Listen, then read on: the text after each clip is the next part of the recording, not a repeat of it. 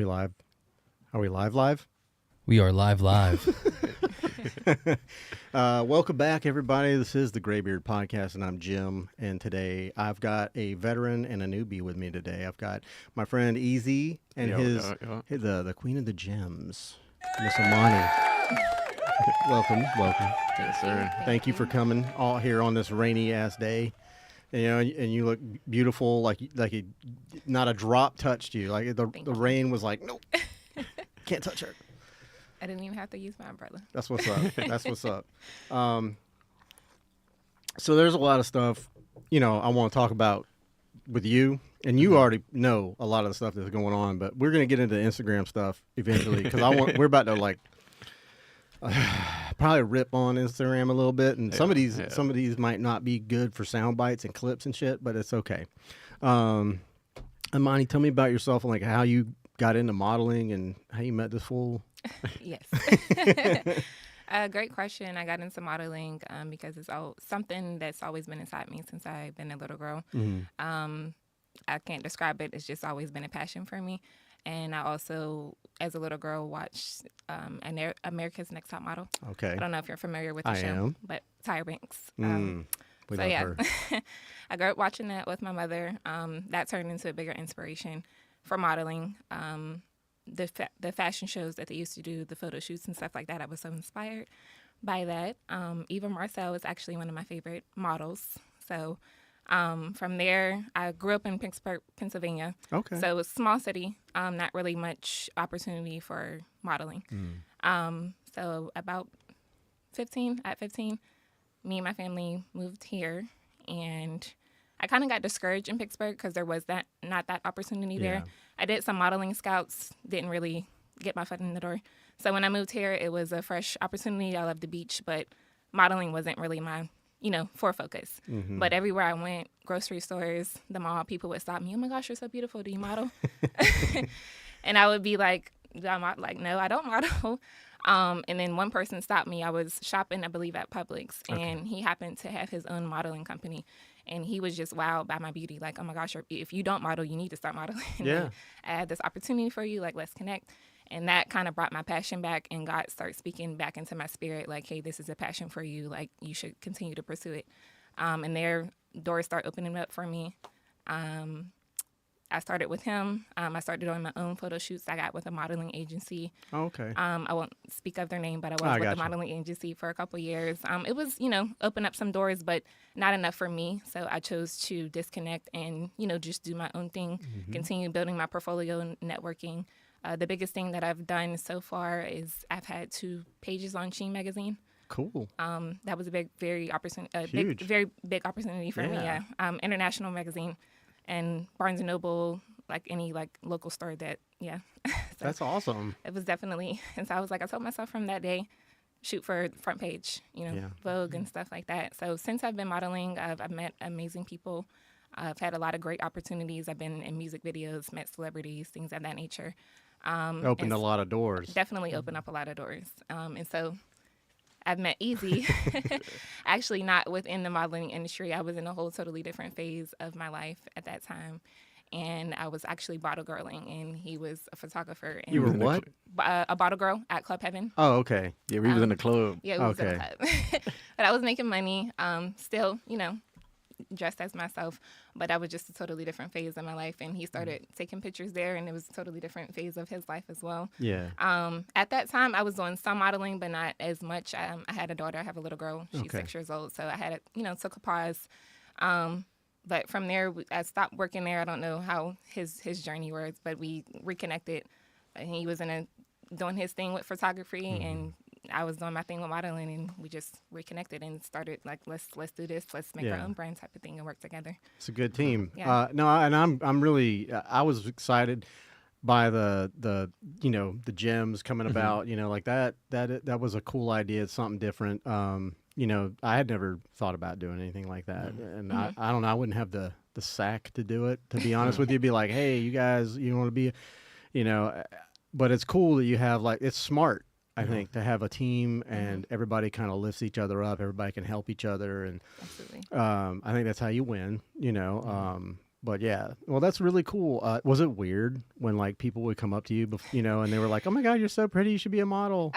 It was weird at first, but I started taking it as confirmation. Okay. Like, because it wasn't like I seen my beauty, but like for people, it's not just the outer beauty. It's like a anointing and power that I carry on me. Right. That others see a light that I carry on me. And modeling is much more than just taking pictures, and that's like 100%. my story that I carry, and that I want to be an inspiration to other women or others that want to get into it. Like, it's deeper than just a photo. No, that's good. No, that's good. And that's, I mean, I've had a few models on here as well, more than a few probably, but people I've either worked with or just friends, that are here in Jacksonville. And that's one of the things that I can see in the more successful ones, the ones that are successful, they have an aura about themselves, and they like, I want to inspire people to, understand their own beauty, and, if whatever I can do, and they'll help communities. They get real heavy into like community involvement and stuff like that. So that's really cool that you're, feeling the same way. Yes. So maybe if there's any kind of correlation to the successful,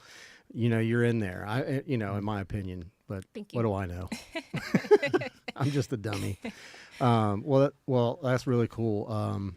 Where do you like, what direction do you want to take your modeling in? Like, I know that there's all different kinds of modeling, and, you've got like bikini modeling and, family ads, and, could get into some acting or things like that. Is any of that, like, where's your brain at with modeling?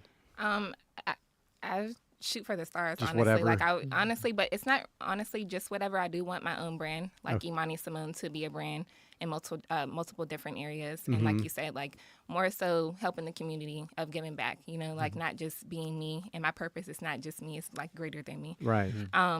So to answer your question, yeah, like it, well, I'm sorry. I lost my train of thought. It's all right. Take your time. We're not in a hurry. We got all kinds of time. Repeat your question again, so I can. Just wondering where you were, like, where your your head's at, like what direction. Where do I see myself? Yes, I'm sorry. Yeah. I could have worded it probably better. Like I said, I'm not the best at this, but no, you're fine. So yes, I do want to. My ultimate goal is to be my own brand, and that to display in multiple different areas, and also work with others. I do want to model for major companies. I do have a dream of acting and being on, the screen if God takes me there. That'd be cool. I do want to take a few more acting classes. I did early on in my modeling career. I just never, truly pursued it. I love editorial work and fashion shows and just fashion just in general. So, yeah. Well, I do know quite a few people that have, a few people, not quite a few. There's like 3 people that I know that have started their own like Jacksonville fashion show, like my friend Cam with Jack's Fashion Runway, and Elliot, he does some stuff, and then my friend Jennifer, that she started a thing where they do that as well. And so, I mean, like, I might be able to put a good word in, or if you know you might already know some of these people. I don't know. Yeah. Because I don't know what the modeling community is like right now. I've been kind of out of the game for a while. You know what I mean? Like, I was pretty heavy in it for a minute, and I love all those people. I love they're all my friends. Like, they're like my family. And I would, take a bullet for all of them.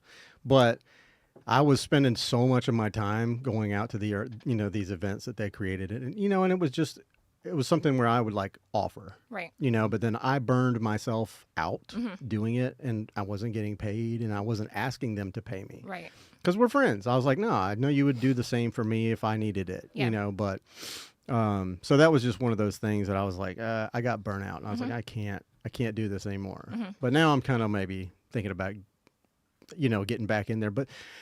With the friends that I have and some of the models that they work with, it was just like, and we kind of talked about like a little bit of like, sometimes people can be a little flaky, right? Yeah. And it's just like, do I want to work with this person? Are they starting something that they don't need to be starting? Like, what kind of vibe is it? I guess, it's just, so what has like the GEMS experiment, what has that been like for you? How much involvement do you have? It's been amazing, honestly. Easy actually hit me up at a point in time where I was ready to get back in the modeling industry, like full-fledged, like, and stop playing with my potential, and in a whole different way. Like, I see myself outside of Jacksonville. So he kind of had the same vision, like, and the gyms, working with him and working with the gyms has been honestly amazing. It's like starting doing something in a new way, in a sense. And also with me being a lead, I have that much more inspiration and power. Is like I'm inspiring other young girls Right. who have a dream of modeling and what it takes and the poses and the confidence and, Right. how to walk, and also work with Easy. He's also, a very easy, his name is Easy. Yeah. He's also He's very easy to work person, with. to work with. He delegates, he works, I don't know the exact count in my head, but a multitude of girls, of women, should I say. And he does a great job at it. So it's been amazing with his Instagram. I'm not going to speak too much on that. It's kind of We'll been get into it. difficult, and it's delayed some plans that we've had. We had a lot of eyes on us, a lot of inspiration. Obviously. It's been amazing. Yeah, I feel like you've had a lot of eyes on you and a lot of haters as well. Yeah, Because it's like there's no way that what happened to you could happen that many times without somebody doing something. 14 pages. Yeah, that's insane. That's crazy. That's absolutely insane. And the fact that they keep letting it happen is crazy to me. But, we've talked before, and he offline, we talk a lot, and he's told me that, about some of the, like the gems and stuff like that. And it's like, he's been wowed by some of the involvement that you guys are all having, like taking control, like, hey, and y'all keep him on his toes with the posts and the this and the that, as well, which is good because it is hard to be, you're a photographer, you're a, whatever, you're a creator, and you're also having to be a content creator. And that is the hardest part for us as photographers, I know, is like, you didn't think that when you became a photographer, you're just like, I love the art. I love, making images that people go, wow, but I also have to now I got to make and post three reels a day at 3, 6, and 12, it's insane. Yeah, I'm terrible at that. Yeah. So like, he's been, I just like I said, he's been very complimentary about everybody, and he's just like, oh, dude, they just wow me, man, because like he's like, they get on me, and they're taking control, and I give them access to the page and let them post things, or they'll let me the collab post, right? They have full control over the collab. 100%. Post. Yeah. So that's really cool. Is that kind of like is that the vibe you've you've had, like that kind of like involvement? Absolutely. Yeah, absolutely. And I'm an admin of the group. So basically, he has full control of the group, but he wants us, me and another woman, Asia, she wants us to have our opinion and our, a little bit of say so, and also have assertiveness when it comes to holding that, stance, because at the end of the day, the other women who are working up to be a diamond, where we fall in that category, they're looking up to us. So what we do, what we say, how we display ourselves on Instagram, off Instagram, it matters. And so I feel like he trust both of us with that responsibility. I feel the same way. Yeah. It definitely makes it a lot I was easier. about to say, you want to say something, Easy?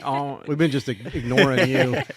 I think with that is building a system, because obviously, like with me, like Asia and Imani have her times too, that have the tendency of allowing certain models or just models get away with things they shouldn't have. Just because I'm always in a mindset, I always want to see, people do better, see people improve, and always give somebody an opportunity.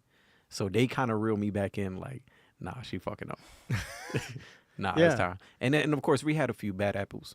Yeah, it's hard to keep an eye on everybody all the time. Yeah, and it's crazy because they're like my standards is like, it's bare minimum. Is as far as helping each other out, supporting each other, and communication is number one. And show up when we have a shoot. Yeah. Ready to work. I remember we had a mandatory meeting and somebody didn't show up for their whatever excuse they had, and without a doubt, as soon as the meeting ended, I was like, remove her. Yeah. And we got her out of there. Yeah. And I remember when we first jumped off, we had to remove. Well, it was 2 girls that got into it. So it's working with multiple women. Yeah. That's a lot within itself. Yeah, Lord have mercy. It's challenging, but that's why I have Imani and Asia to kind of help. It sounds like you got a business going, like a whole corporation and everything. God. You got management and then lower level, and then it's just I like the tiers of like leadership. Yeah. It's interesting to see that that you and all the other women, Asia or whatever, whoever's in charge of, I guess the other gems. And it's like interesting to see y'all take ownership of that. I mean, that's a hard lesson to learn in life. It is. You know, ownership and taking ownership of your actions. And then when you're kind of put into a situation where you're in charge of other people, and so you own their mistakes, you know, and you take accountability and all that kind of stuff. So that's really cool, because like we talked about earlier, some models are a little flaky. You Yeah. know? Like I've had people I've scheduled for shoots, they called me and scheduled me, and they're not ready, or they're late, or you know, whatever, and I'm just like, that's another reason I'm like, I give up. He went whole hog. You know, he went harder into the paint. I just give up. I'm like, I don't really want to deal with models anymore, because Yeah. it's like, what's the point? Yeah. Now I'm at the point that I just start removing people. Yeah. If you're not serious, and then like some of the girls that I did remove, they'll reach out to me now and be like, hey, they want to give it, they want to. Of course, they see where it's going. And I'll be like, I'm sorry. Yeah. I mean, you can still try to, Right. but it's not guaranteed. Right. Because when it boils down to it, I'm not charging these models to shoot with them at all. Is when I say the gems, the brand is like a collective collaboration. As that means I'm literally putting myself in a position that whatever these models need out of me, I'm here to supply them, so that way they can get to where they're trying to go. Right. So the moment that I start noticing a pattern that you're not serious, I'm gonna let you go and replace you with somebody else.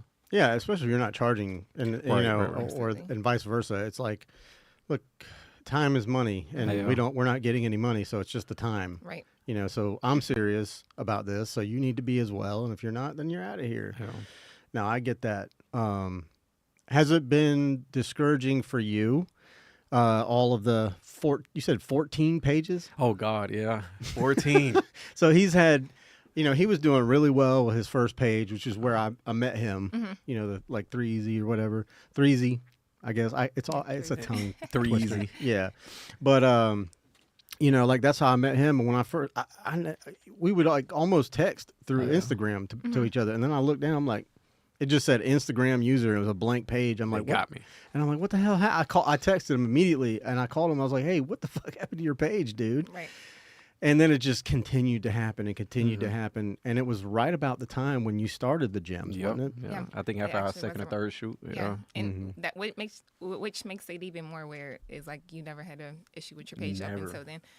But to answer your question, I always kept the faith a little bit, like not discouraged, just I wouldn't even say like discouraged. It's like I know how passionate he is about this, and I am too. So it's like I would hate for Instagram to, you know, Target. intervene, you know, Yeah. have negative impacts on that. So I always had the faith though, like, you know, anytime that it happened to him, I checked up on him. I called him. I tried to give him some words of encouragement, because I've had a page taken actually before I started modeling. I had over, I think like 15K.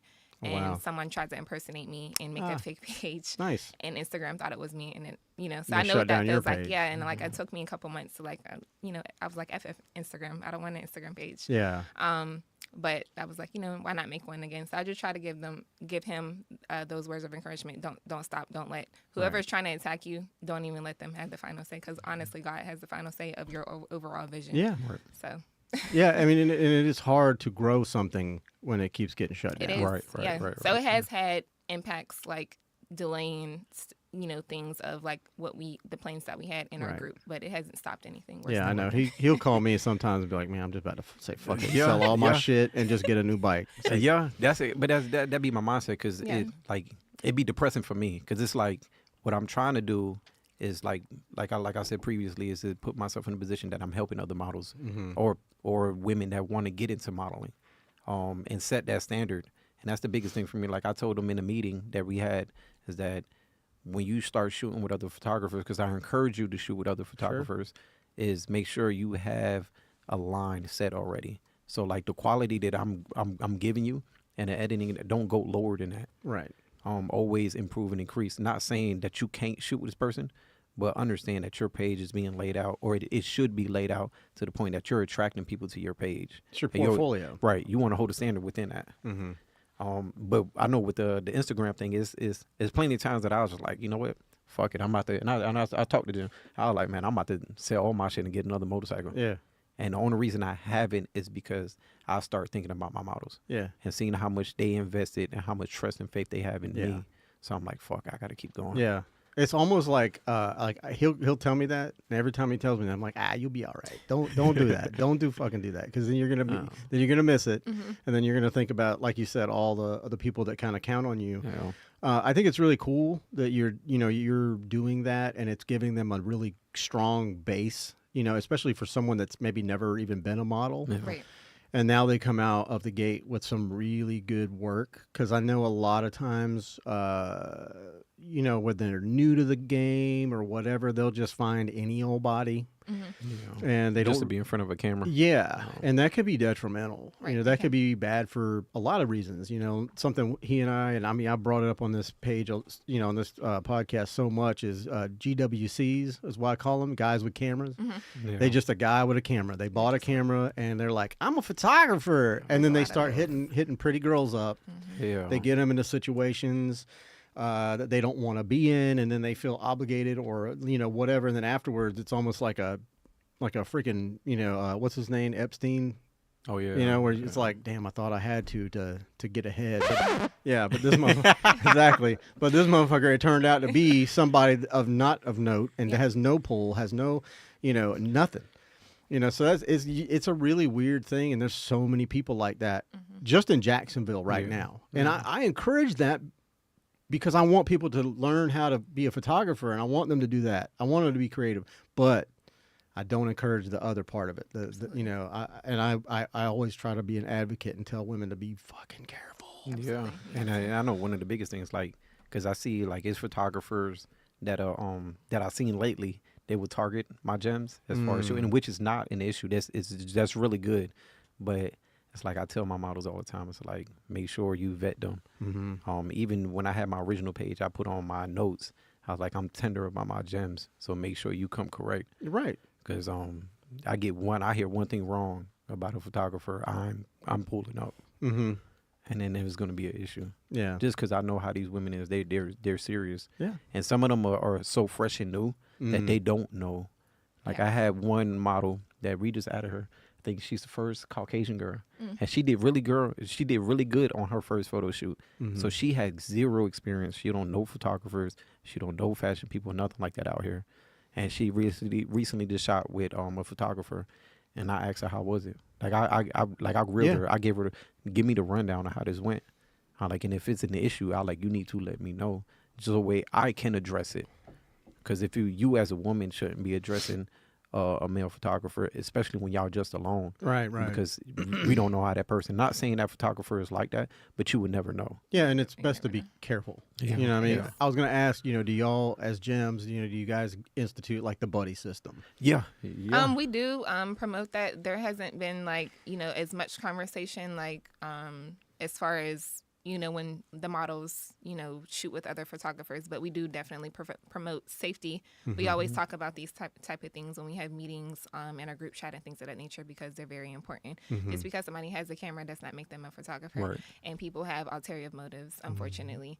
And sometimes you can see that based on their page, so do your research. I'm a believer, especially if it's someone new in a new location, you should always go with someone. Yeah. So I always tell people that, even if it's a new model telling me, hey, I have a photographer, even if it might not even be her first time. Right. Are you going with somebody? Do you know this person? Me, and particularly, if I don't know them, I'm going with somebody. Yeah. I think, and honestly, if the photographer, I feel like if the photographer sets up a time to shoot and a shoot with you, and they don't mention that, like, hey, bring a friend, just for safety, or don't say hey, my wife or my girlfriend will be there, so there'll be another female there. Yeah. I always, when I would shoot with people, I would invite my girlfriend. I'd be like, hey, I'm shooting with the girl today or whatever, and I just need another female to be there to move her if you need to, if they're having trouble posing or whatever, and I need them to do something, like, she gets it, she shoots too. So I'm like, I need you to, I don't want to put my hands on anybody during a shoot ever, that's just my personal opinion, and that's how I operate. But yeah, I mean, like, even coming here, like, if I just invited you, or if Easy was like, hey, you need to call her and invite her to the show, I'd be like, okay, well, get your ass over here with her. I always tell anybody that's coming here that's female, like, hey, bring a friend. I've got some extra chairs. It's cool. They don't got to be on camera, but just come on down, Yeah, that assurance is definitely appreciated. Like, if you're already giving that insurance without it, asking, you're making a woman feel safe already, like with coming there. 100%. Yeah, because even shooting with me, like I still encourage the gyms to bring somebody with them. If it's not another gym that I'm lining up with on the same shoot at the same time, I always want to bring somebody. Yeah. One is the comfortability for the models, and it is a good practice. And three was the person they always bring, I always put them to work. Right. I was like, hold my flash. Yeah. Yeah. I Hold know. my flash. I've been that guy. Oh my gosh. He did a wedding shoot at Mosh, which I don't recommend, by the way. Oh God, no. I've done a light bashing on Mosh, the museum. Was it Mosh? No. It's the Cummer. The Cummer Museum. Okay. Sorry, not Mosh. It was the Cummer, which is already a weird name. But we shot in there. It was supposed to be an hour. I think they paid an astronomical amount, this couple, and they were like, "No, you can't. Do this. You can't do that." Yeah, the I'm like, restrictions was crazy. literally, no one was there. There was no one walking around looking at anything. So it's like a flash wouldn't have hurt. Yeah. But he pulled it off, and he made some good work out of it. So Okay. I mean, it was a lot of work. It's tough. I had to put like 6 pictures just to create one. It was a lot of work. yeah, that's one of the things about Easy that I love. He's brilliant with the camera. He's good with his editing. Absolutely. There's things that, and even if maybe I've been shooting longer than him, I don't know. But there's things with editing that I won't do and that I don't do that he does, and he does it well. I don't Photoshop shit. What you look like, that's what you look like. See, there's a pro and con of that. The pro is that people know that you can do it. Yeah. The con of that is They people expect know you that to you can do do it. it. Yeah, Because I'll be constantly telling my gyms. I remember one time a while ago that I wanted to do a shoot, and I was like, who got a red dress? And everyone was like, well, I got a blue dress. Easy, you could just change the color of the dress. I'm like, I'm not fucking doing that. I'm like, you know how much work that takes? Yeah. 'Cause every single picture has to be changed to that blue, and it has to match. It's a lot of work. So I'll be like, nah, no. Don't do that to me. Yeah. Yeah, that's a lot. That's something people don't really think about. Like when like models or wedding clients or just clients in general have learned a little bit through Instagram and TikTok, because there's so many like photography like content creators out there. They've Right. learned that they can fix a lot of stuff in post. Oh, what's post? Oh, that's post. No. We want to get it right in camera first, Right.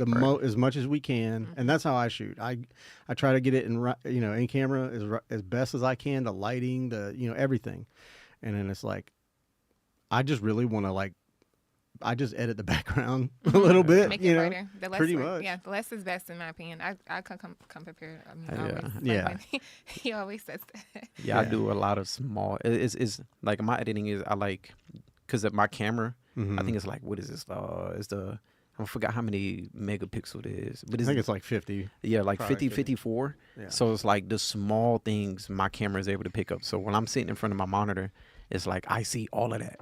So that's what be taking an elongated time as editing because the small things is what bothers the shit out of me. Yeah. And on top of that, I like listen to R&B. Yeah. When I'm editing, and that's a lot on my page. Like You just rock out. Yeah, and Start then if pixel peeping. yeah, and then it turns into a concert. Then I got to remind myself, hey, I'm fucking supposed to be working.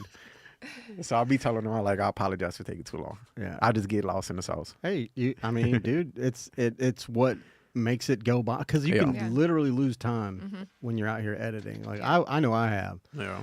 And like I've done a shoot with somebody, and I'm like, I come back in, and I'm like, an hour and a half has passed, and I was working on one photo for an hour and a half. Like, what the hell did I do with my time? I gotta go to sleep, or whatever. So I mean, it's good that that's one of the great things about what y'all are doing. It's like that you're learning about his side, and he's learning about how you guys think, and then all the people that are newer to the craft, if you will. Yeah. They're coming up with like an encyclopedia of knowledge in you and Asia, and that are like, hey, the do's and do nots. Yeah. So that's good, especially for, I don't know, like I said, we could bring this up till the cows come home, but safety is always on the mind, always. But okay, so if y'all don't know, do you want us to put your page up? Yeah, you can. You can. Because we can show y'all both of y'all's pages. Yeah. I just didn't want to put it up if you didn't. No, you're fine. I don't mind that know. at all either. Yeah, this page is not attached to nothing. So if Okay. Instagram grab this one, I'm flying to their Meta building, and we're gonna have an issue. Right. Yeah, no, it's definitely, that is an issue for me Like I worry about that because it's almost like it almost coincides with like every time we have. Yeah, I think that's it right there. Yeah. Anything promotional wise, once my page start getting some type of traction, Right, they grab it. right, right. So this is your page here. Jesus, look, 27 followers is terrible. I know y'all got to go follow this right now. _ gems _ gallery. Follow. Go follow it right now, or whenever you hear this broadcast. I mean, you do good work, man. I mean, like I said, I've always been wowed by your work, and then of course your little secret locations. Yeah. Oh, there you are. I went through a lot of shit. That's how it started. The locations. That's how all this. Yeah, somebody was trying to get our beach location. Yeah. Yeah, you told me, but I've forgotten already. Yeah. I told you that's how I am. Like I could even go there, and I will forget where the fuck it's at. If it's not in my GPS, I'm like, I shared it with you, and I think one other photographer. right. I think one of them's one of my fishing spots. Is it really? Yeah, I'll tell you after the pod. All right, Tempo, and I'll confirm it. I won't give it away. That's hilarious. If y'all see each other out, while he's fishing and you're shooting, I mean, Yeah, which is it? I don't know why. Like that particular moment, like when we first started, that's when we started really jumping and started getting a lot of traction with the gems. Is when we started the beach, like the whole beach marathon. Like once we put that in motion, like everybody started hopping on it. Yeah. But the one thing they couldn't, duplicate is the location. Right. So a lot of people wanted, like a lot of people reached out, and of course it was other photographers that was kind of envious and was on a lot of bull crap regarding that beach. Unless you're like one of those, there's like a guy on TikTok that like you can post a picture of where you're at and he can like pinpoint your location. Right. Now that's some crazy stuff. He's FBI for real. Right. I'm sure there's people out there like that. You want to pull her? Which is it? Which one is it in here? Yeah, it should be in there. But I'll tell you what, this beach, the summer coming up, wait until to see the that's beach it. that I got Page? planned. Yeah. You can go to scroll down to the picture and Yeah. Oh yeah. I know for Right sure. here. This Yeah, one. this one right here. We need a touchscreen, Pat. That's what I'm saying. She tagged in here? Yeah, right Oh, there, yeah. Imani Simone. Sorry, I don't Instagram that much. I know you don't follow that page, please. I don't follow a lot of people. I'll follow you if you've been on the podcast, if we've interacted, but like I don't follow a lot of people, and I get people that follow me, and I'm like, I don't know you. right. And I want to keep my people that I follow down, below the people that follow me. I don't know if there's if that makes a difference on Instagram. You may know because you seem to be doing pretty damn good, But like you got 13K followers, and you're following 2,000. Yeah, I'm trying to condense that as well. I monitor the people what I follow because I just like seeing I don't like seeing a whole bunch of negativity. Right. I like seeing either fashion or positivity or something that's inspirational. Right. But it actually took me a while to get above 10K. Right. So that's like actually a goal that I just recently crossed. But How do you get there? I mean, from posting, the more I post, like the more engagement that I get, the more people. I don't even have to post, and I just get like followers. I don't know what's going on. I don't know if there's like a video or a picture that's going around. But I have been trying to be more consistent with my content. Okay. It can be tricky with trying to balance life, mommy life, work, and do content creation. But I'm doing it. Do you like catch yourself like kind of like just doing your regular life stuff and going, oh shit, I gotta post something. Record, yeah. Lately, I have been working on being more present. And we live in today's world. Like you're always in your phone. You know. Sadly. So yes.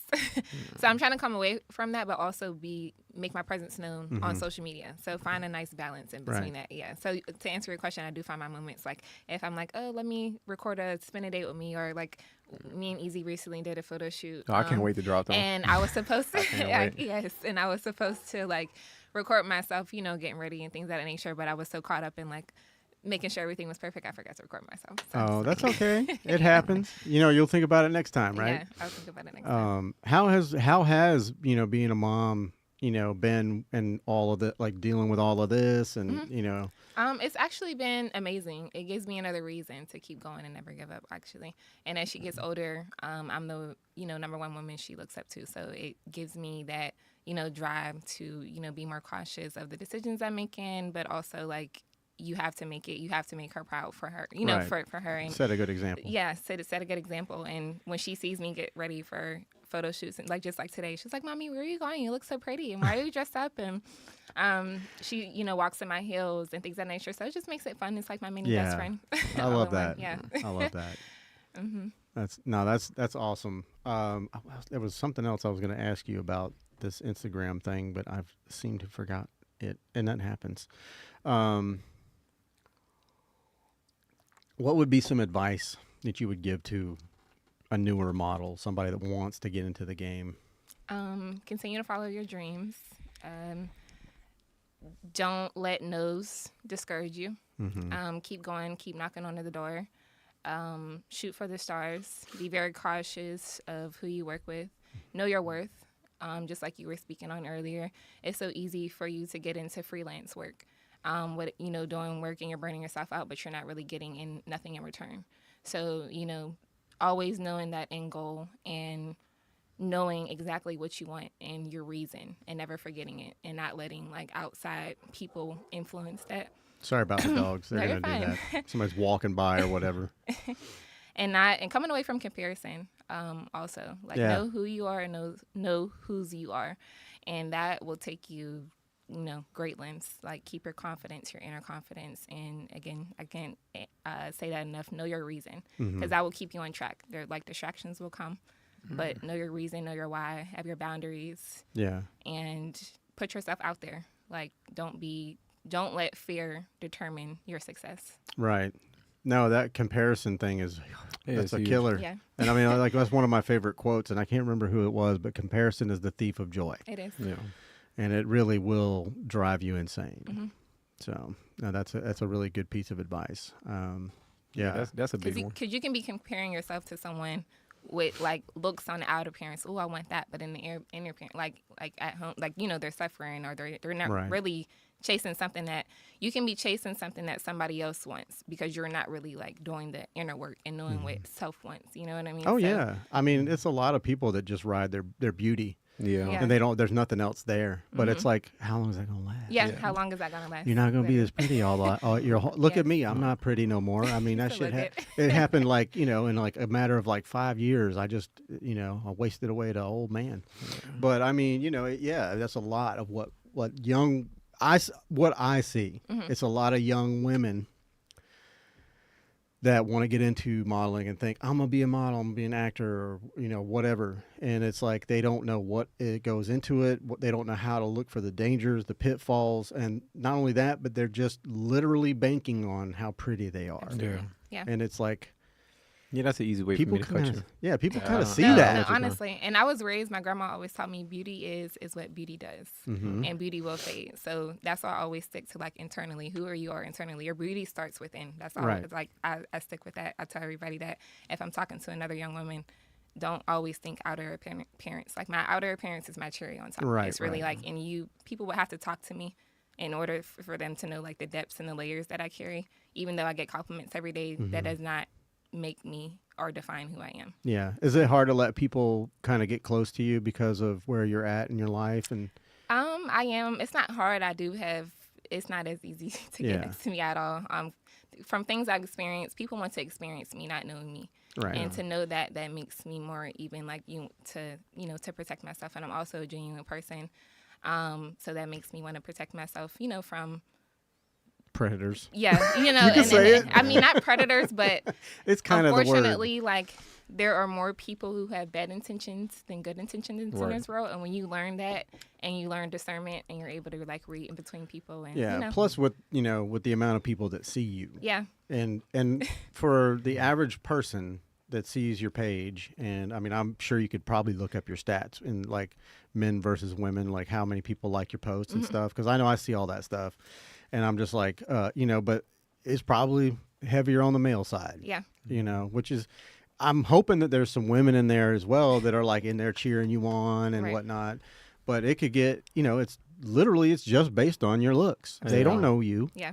And, if you don't, like my good friend Jennifer, she's a model as well. Jennifer Janeo, Juicy Jen. I don't know if you've ever seen her on Instagram, but she's kind of getting up in there. Okay. She's getting out there. But she says, I only show people what I want them to see. Yeah. Absolutely. And that's how it should I live be. by that, yeah. Which is good, but it's also like I mean, it's weird because if that's what you want people to see, like I'm a model, I'm working, I'm doing these things. Look how pretty I am. They don't think about who you are. Right. Yeah. They just think, damn, she is pretty. And in your DMs, doing all kinds of crazy shit. Yeah. Not Yeah. thinking about she got a little baby girl. You know. See, I think I overly did it because I wouldn't show my face on Instagram at all. No, you were. People be like, "What the fuck do you look like?" I was like, "Just book me Yeah. and just see." Until Jim came along, I was like, bitch, get on. But yeah, but I'm getting a lot better on that. I haven't posted my face on this page yet. Yeah. Granted, I haven't really been doing anything too much movement on this Yeah. page yet. Which one of the girls was it that used to get on to you about the shit you would post? Oh, that's Asia. Okay. Yeah, that's Asia. Take that shit down right now. Because I get to talk. It was shit. always on his stories. He would trip me out. I'd be at work and I'd look down and I would see his post and I just let it go to the next thing. And he'd go, now go back. You know you saw that shit. Now go back and answer that damn. You know. Yeah, like It'll trip me out. I remember I had when I had my first page, it was one person that's been following me for the longest, and she would tell me, she was like, I know once I go to click on your story and all I see is a stealing, you're about to talk shit. Yeah. I was like, yeah, every single time. You said distilling. Yeah, Yeah. It's like the roof of his car or some shit. And I don't know. I'm working on that. I'm definitely getting better on that. Well, I'm trying to get better on that. I mean, I feel like your social media you should be able to express yourself, be yourself, your I think so, personality, too. you know, things of that nature. Who cares what people say? Like, that's another thing. Like, F what people say, honestly. Like, F other people's opinions, because somebody's always going to, whether you're doing good and bad in life, somebody's always going to have something to say. Well, that's what drew me to him. You know, because he was so open. I used to love your rants. I'd be like, yeah, talk your shit. Like, Yeah. It was fun, but it's crazy how many photographers would reach out to me and be like, man, I appreciate you said that. Yeah. Because a lot of people won't say it because they don't want to lose a following base behind it, or they don't Yeah. want anybody to attack them on that. I'm like, I don't give a fuck. yeah. I think in the reason on that, and I mean that's personally me outside of photography. It's like I don't want to say I'm nonchalant, but I've been around people like a lot, especially when I was in my era of being in the clubs. Is that I learned how to remove myself out of the situation Right. and people's opinions, because not everybody's gonna agree or like what you say. Right. So I think biggest thing for me on that is like I'd rather you know who you're dealing with. Like my mom, like all my gems, like they know how I am. And I mean I haven't had any issues with any of the girls having any issues at all. But it is also being like a personable thing. Like my models know how I am and I know how they are, and we're kind of learning each other, so it makes working together extremely easy. Yeah. And that's one of the biggest things I press for on when I'm looking for a gem. It's like, can we connect? Because if we're not, then I don't need you. Right. There's no purpose in it. Yeah, not at all. And it's not like I'm extremely picky, but I'm able to read bullshit. But I'm always open to give people opportunities. Yeah. But the moment that you start getting on, you gotta go. Like I Yeah. remember we had one girl, and it sucks because she was extremely gorgeous. She was a dope person, and I wanted to shoot with her so bad, but she got on there and she act like she couldn't share none of the gems pages, like on post. She act like she was too good to comment, like and all. And I removed her. Until this day, she'll hit me up. I'm like, I don't know what to tell you. Yeah. You feel like you're above everybody? I'm gonna get you out It's of a here. team. Yeah. It's a team effort. I don't understand what people think like supporting someone is like. I don't understand. Like Right. support is free, love is free, and honestly, the energy that you put out, you're going to get back. Right. So if you're, like if you're, it's not. You don't do it. Oh, I'm doing this so I can get this. Like no, do it. Naturally. But I just don't understand. Like people think that me not liking this is stopping them from getting to where they're going, or like they're Yeah. No, I fully, if it's not all about me, it's not on my page. You know, Right. I mean, and I deal with a little bit of that, but I don't care. I brush it off. But like I've had people on or whatever, and I'll make a clip, and then I do a collaboration with them on Instagram or whatever, and it's like they won't ever accept it, and because they don't want that on their page, and I'm like, I get it. You have a grid. You like the way your grid looks. You have it laid out how you want it, and then my stupid shit comes in there, and you're like, I don't want that, know. But like for me, I'm just like, I'll accept every collaboration. I don't have to keep it on my main page. You know what I'm saying? Like I can put it in the reels. Yeah. So it's like, I mean, it's like you can kind of do that, you know, and it might be good on your resume Absolutely. that you Yeah. came on and did an interview. It's like people get to know, because when you sit down for a prolonged conversation, whether it's an hour or 3 hours, you people get to know you. Yeah. you know, like the real you. Absolutely. Like, you know, like I've seen you kind of loosen up since we've been here. Mm-hmm. You know, not that you were uptight before, but you know, it is a little bit unsettling when you sit down and there's like, oh, there's cameras Yeah. and there's microphones in your face. You kind of have to get used to it. Mm-hmm. And I do my best to try to make people feel comfortable. Kind of like going to your granddad's house, you know, but it might be a good thing. You know, people see little clips of you, then maybe they view the full episode or whatever, and they're like, wow, you know, that's a really cool person. I you know, she's beautiful, she's smart, she's got a lot going on. I understand that she's a mother. I don't want to waste her time, you know, but I do want to work with her, you know, so it could be helpful. But I agree. I absolutely agree. And letting people get to know you more presents that respect. Like, you know. yeah. And then also, I'm big on collaboration. Like, because you never know who's going to come across, especially when you're collaborating with someone like for me, if you were to request a collaboration, I would I see him doing this podcast. I'm not just thinking about myself. I don't know who's going to come across this that may catch, you know, their eye with your podcast and let me reach out to them. That may be a door opening for you. Oh, You know, see, like I don't think about. A lot of people do. A lot of podcasters, when I talk to people, they're like, "You got to get people on with a lot of reach and this and that, and then leverage their reach." And I'm like, I didn't even look at your page before you got here. I just was like, easy, bring somebody. That's cool. No, even if I had 300 followers, I'm just not saying me. I'm Yeah, saying yeah, in yeah. general, like, Yeah. you know, like people having that thought process of like supporting each other Yeah, and like, you help know, when each you other. see, like when you see someone have a business or doing something, No, just that's help each other. Because why not? that's how we make it. Yeah. That's how we all make it. You know, Right, and yeah. you know, for me, I've always said like I have a weird like outlook on like fame. Like if I grow my Instagram page to like the size of yours, I'm not like thinking, oh, I'm famous. You know, I don't think that. Plus, I don't want to be famous. Right. I want this podcast is y'all's. Yeah. You know, this is for y'all. That's why I'm asking you questions and you're here. And you know, I tell everybody that this is your podcast. Talk about whatever you want to talk about. And if I say something or ask you something you don't want to answer, by God, don't answer it. Right. You know, or you could take it in any direction you want. You know, we could talk about you know, Fred Flintstone or you know, dinosaurs or aliens or anything, which I like to talk about. You know, because I'm kind of a nerd, right, Pat? Very much so. Yeah, but I think I'm excited for this jump off, especially now because when it comes to photography, I'm mainly focusing on the gems. Like right now, with losing my page, I lost my reach. So clients is not a big thing for me right now. So photography is more or less a hobby now. So that's why I'm kind of redirecting towards my gems, just solely all that.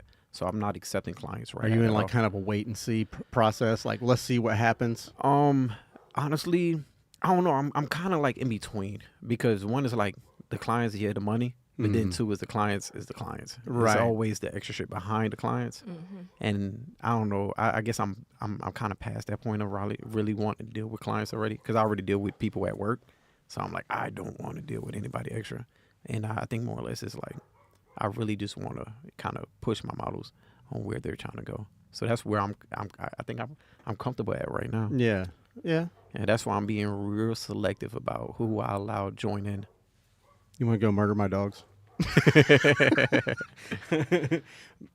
Maybe not murder them. You know, I love them little shitheads, but they do get loud. No, and I know if you guys haven't don't know already what we're talking about, like literally, it's the most craziest shit. I've never known anybody in my life that's had this happen. But Instagram, get your shit together. You know, like 14 pages got disabled. And you literally had to get a new phone, new number, everything, just to try and, you know, because you're out here trying to create this thing with these people, and they're trusting you, and then Instagram comes along and snatches up what you got. Yeah. It's a pain in the ass. It is. But I want people to know, and I hate to keep bringing it up, but I definitely want to make it known that happened, and come on Instagram, you know, like help my brother out, you know, because this is ridiculous. I honestly don't know anyone in my life I that don't know this has anybody ever either. happened to. It's like uncanny. Yeah, they treated me like I was posting on Twitter. Yeah, and I've screenshotted and sent you pictures of whole naked women, nipple and everything, straight out there. Just and you know, I'll screenshot it and send it to him. He's like, I'm like, There's they no fucking post way. this. Yeah, that was my point to him as well. Like I see so many almost pornography, Yeah. like photography on Instagram or Right. whatever social medias, and it's just allowed. Like, Right. you never see those pages, flagged, and like kids are on Instagram. So is it allowed? But for someone who just does photography, there's no nude. It's just It's not even implied nude. no, Not at at all. all. It's like classy, high editorial pictures, and what is the reason? So it's like you're being, in my opinion, it's being a targeted. target. Yeah, it's Yeah, a targeted. yeah. Like less than 6 months or 3 months. Yeah, yeah. It's not even been a full year. Of you Yeah. guys Yeah, having that's the pictures, crazy so part. And insane. it's like I'm the complete opposite. Like I encourage my models to move away from that. Mm-hmm. Like I know one of my models, like before, when she just got on, like her entire page was just her in a bikini. That's all photographers reach out to her for. And to the point that I started pushing them, even like with my beach photos, like I was real big on them, telling them like, if you know, no explicit posting, Mm-hmm. like make it elegant. Right. And like I remember right before the end, like right as soon as the summer ended, she had posted one of my gems had posted like a bikini picture, and I swiped up. I like, hey man, you post another bikini picture, I'm gonna beat your ass.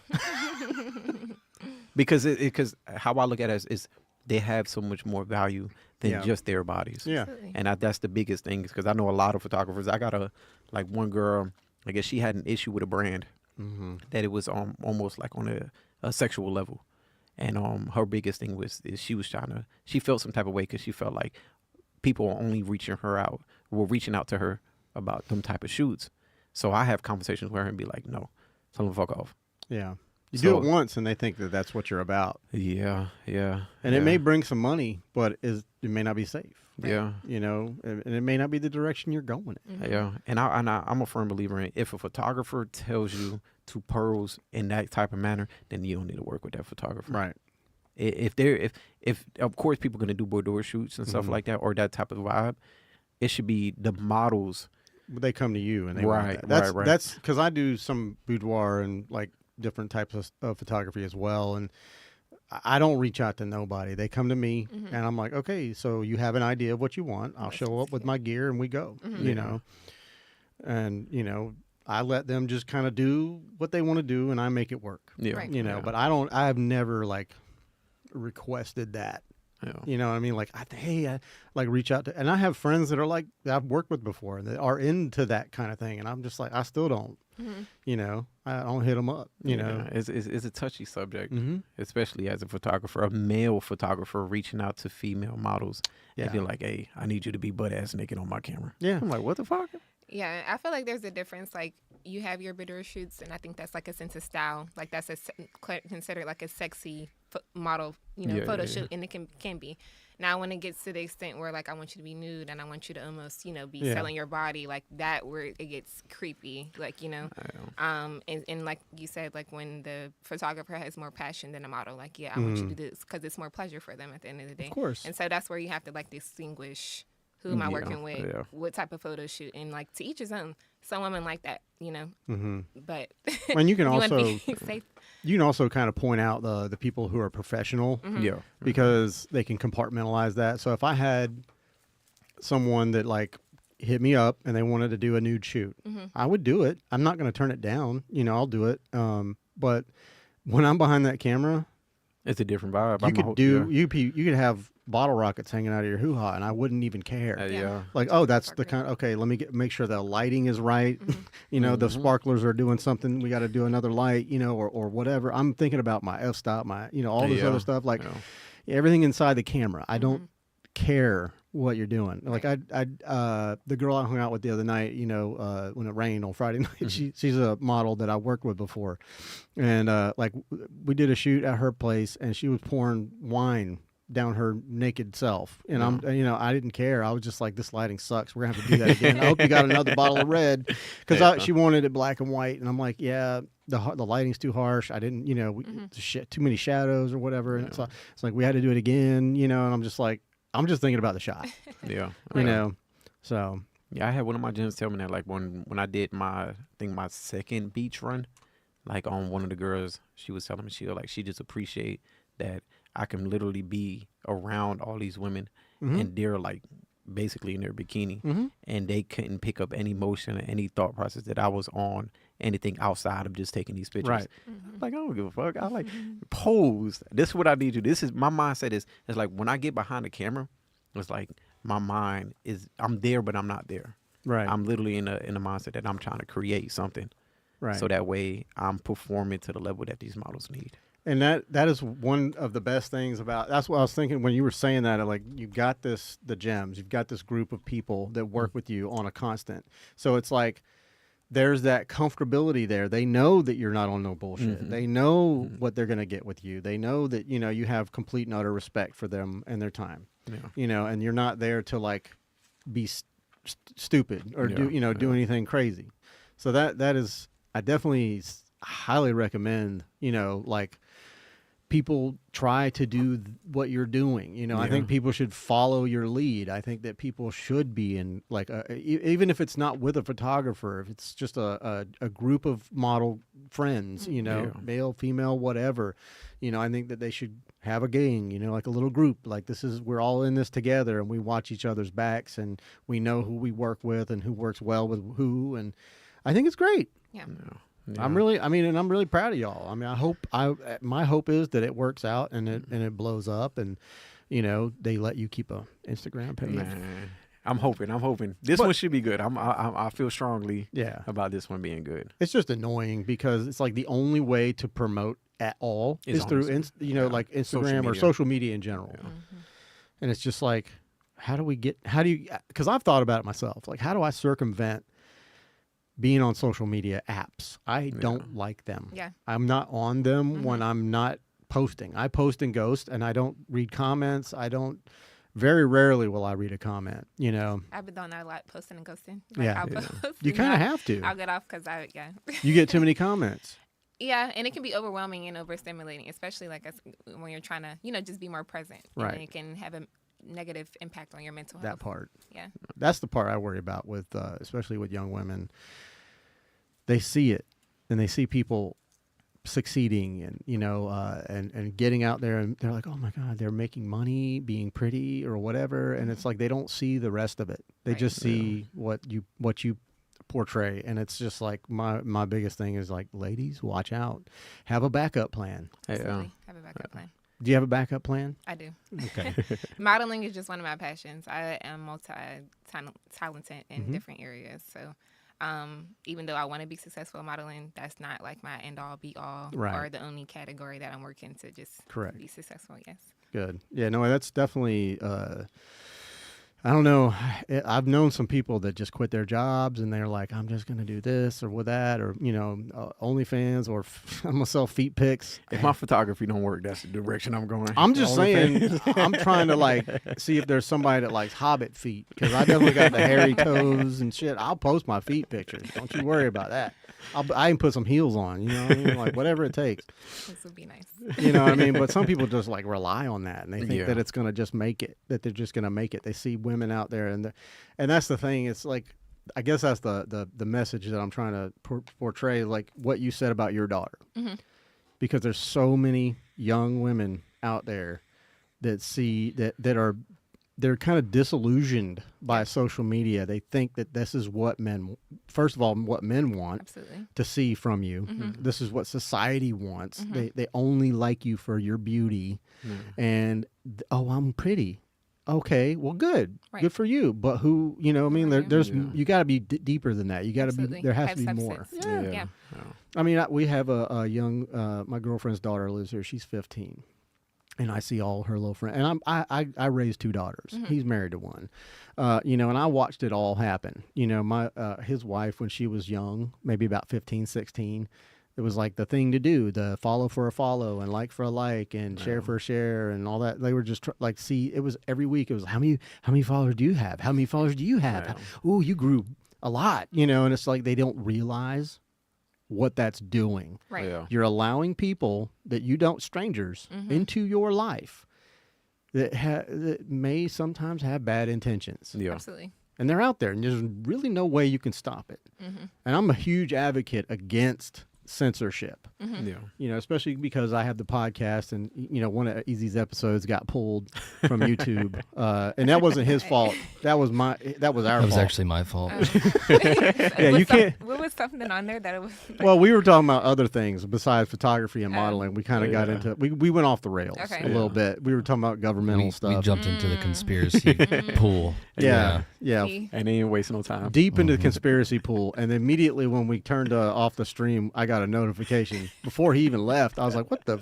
Almost like it was true. Yeah, Yeah. right, I was right. just about to say they only flag the true stuff. Right. Like Hey, right. You can't say that. That's real. Somebody might believe it. Right? somebody might believe it and see it, and this might go viral. They Like, might foil our plan. Yeah, I mean, it seems like it's gotten better, but we also now we self-censor. Yeah, right. You know, right, like right. we won't say, you know, there's certain keywords we won't say. We'll Right. say unalived, Yeah. which I hate. Or, you know how they do it on TikTok. Nobody can say, there was, what was it earlier today? This lady was saying, I can't remember, but it was something like, you know, unalived or whatever. I'm like, can you just say the word? Aren't we grown-ups? Yeah. right. Like, what kind of games are we playing here? Or you can't say Michelle Obama is really a man. Yeah. Big Yeah. Mike. Yeah. It's so much things that you can't say on the Yeah. internet anymore, and I'm like, what happened to freedom of speech? Right. Right. But Yeah, that's my biggest issue is that, and you know, I don't like censorship at all because I'm in this media format, and it's just, and not only that, but it's like, you think we're that dumb Right. that you have to spoon feed us what you think we should be consuming as far as content? Like, Right. there might be some people out there that need to be spoon fed. There might be, you know, they Right. they wear slip on shoes and you know, maybe a little helmet or whatever, but or maybe they need to. At any rate, yeah, it's like we can be our own bosses. Like Yeah. we're smart enough to know what's real and what's not, Right. or when we need to research things. Yeah. And I like to talk shit. You do. Yeah, I like to talk. I all like it when you crap. talk shit. I like it. I want you to talk shit. I don't feel like I talk shit enough, You probably don't. But you should. but I should. I mean, well, if that's what I'm you more want to portray. inspirational. No, Yeah. like more talking. When I say talking shit, like really like saying what needs to be said, like Yeah. easy. So like, there's a lot of people who just like monkey see, monkey do. Like Yeah. I'm just doing this or saying this because other people are saying it, not saying what really needs to be said. Like Right. the real, like how you're saying, like there's so many young women and also men that are influenced off social media. Social media is just literally like a social media platform. That is not real life. It's not real life. You know, like Right. dig deep, like start to know yourself, like your mind, like, you know, with things that you like outside of social media. And also too, people are only portraying a very small portion of their lives. Right. So like you're comparing your whole life to that small portion of that person. Like, And you it know can what be I'm saying? badass crazy. You know, like, and people have their own unique journeys. And so when you start to understand that about self, and then like we were saying earlier, come away from comparison and really take time to get to know yourself, you're like, oh, this is just an app. That's just this. I'd rather Right. go sit in nature and like, you know, yoga. I'm not saying me, I'm just saying like, you know, someone, when you're tapping into yourself, you realize a lot of this stuff in the world is like BS bullshit. It is. And unfortunately, though, everything's advertisements. Yeah. Advertisements, yeah. And you know, getting into modeling and being a model, that's kind of where so it's again, it's one of those double-edged swords. It's like I don't want people to think that this is who I am or whatever, but then you have to be out here going, look at this new makeup or Right. you know, check out these new underwear or whatever the fuck it is, you know, Yeah. because as a model, you know, why are you a model? Right, right. And that's True, that's fair. that's like the biggest question for me. Like when somebody wants to be a gym, like why? It has to be a reason why. And in the moment that you start feeling like, well, I start noticing that you're just like every other model across Instagram, then I don't want you.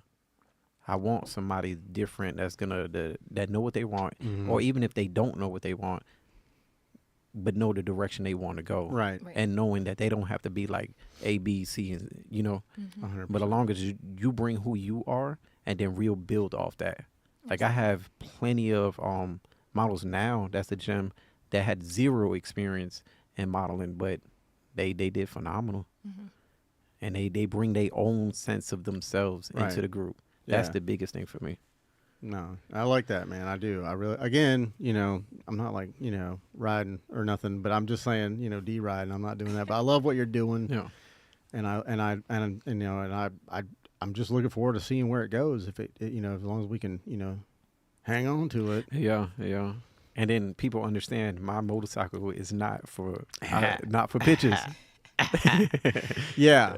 Because I constantly get Yeah, here like, when I was walking up today, he said, Oh, you need to take a picture with a bike, but not mine. But I got a friend. Well, mine has been in some photo shoots. Okay. My friend Jennifer, she called me up. She's like, "Hey, we need a motorcycle. Can you bring it?" And I'm like, "Okay, where's it at?" It's out in front of Joe's Crab Shack. So I had to drive from here to the beach, and I felt so bad because I was kind of out of sorts. Didn't think about the tailpipes, being hot. Because I drove for like 45 minutes, and there's these scantily clad models, and they swing their leg over and they go. Yeah. Oh yeah. Luckily, And it's a wrap. it was one of the male models, and That I was could like, be a nice "You'll thing. live." Yeah. Speaking of male models, Reed landed our first male model. Okay, really? I was going to Yeah. ask you that Yeah. earlier. If there was Yeah. the gyms, just me what are we see. doing here? Is it like, can we have male Hooters? Congratulations. Yeah. I'm trying to see if I can find his page. I'm working on building a contract for him individually, so that way I can have that laid out for other male models within that. I think if you go on my He'll be page, here. I'm definitely following him. Oh, where is it at? Right here. Yeah. It's VIERDARRON.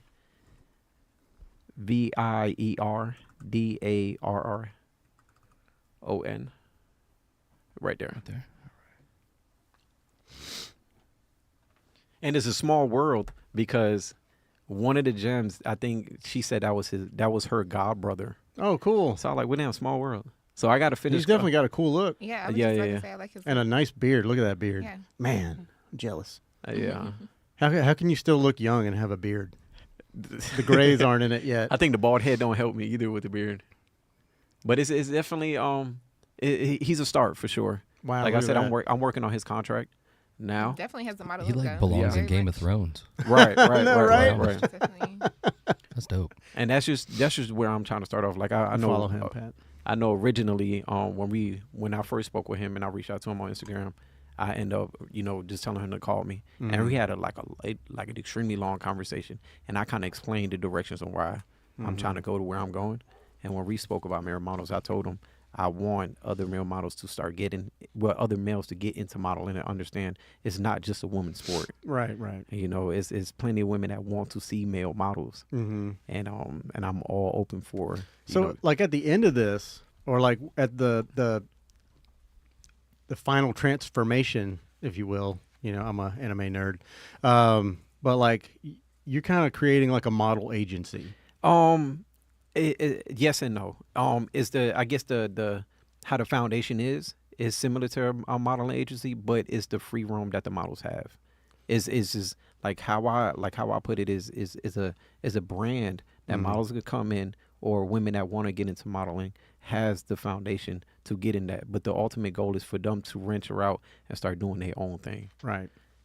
That's the biggest thing for me is where you trying to go, how can I help you get there, and what are you doing to get there yourself? Well, that's the difference between a modeling agency and what you guys are doing is that you actually can help them, provide them with some great content for their page to start and all that good stuff, to set up a portfolio, what have you, and to get that experience, of working with somebody like you, and then you kind of ruin them for other people because they like, I know what to look for. That ain't it. But which is a good thing. Oh yeah, Like- 100%. Like one of my gyms, she did a birthday shoot with another photographer. Can't say the photographer name, but I wasn't impressed with it, and I didn't say something originally because she was excited it was her birthday. So I didn't say anything until after the fact, and that's when I started picking on because it's easy for me because I spend a lot of time in Photoshop. Like I edit solely in Photoshop now. I only use Lightroom for storage. So it's like when I started peeping certain things on the photos, I was like, yeah, they put this through an app on their phone and they sent it off. And stuff like that makes me mad. Yeah. It's like, one, not only you're a gym, but you're also at that moment you was a client.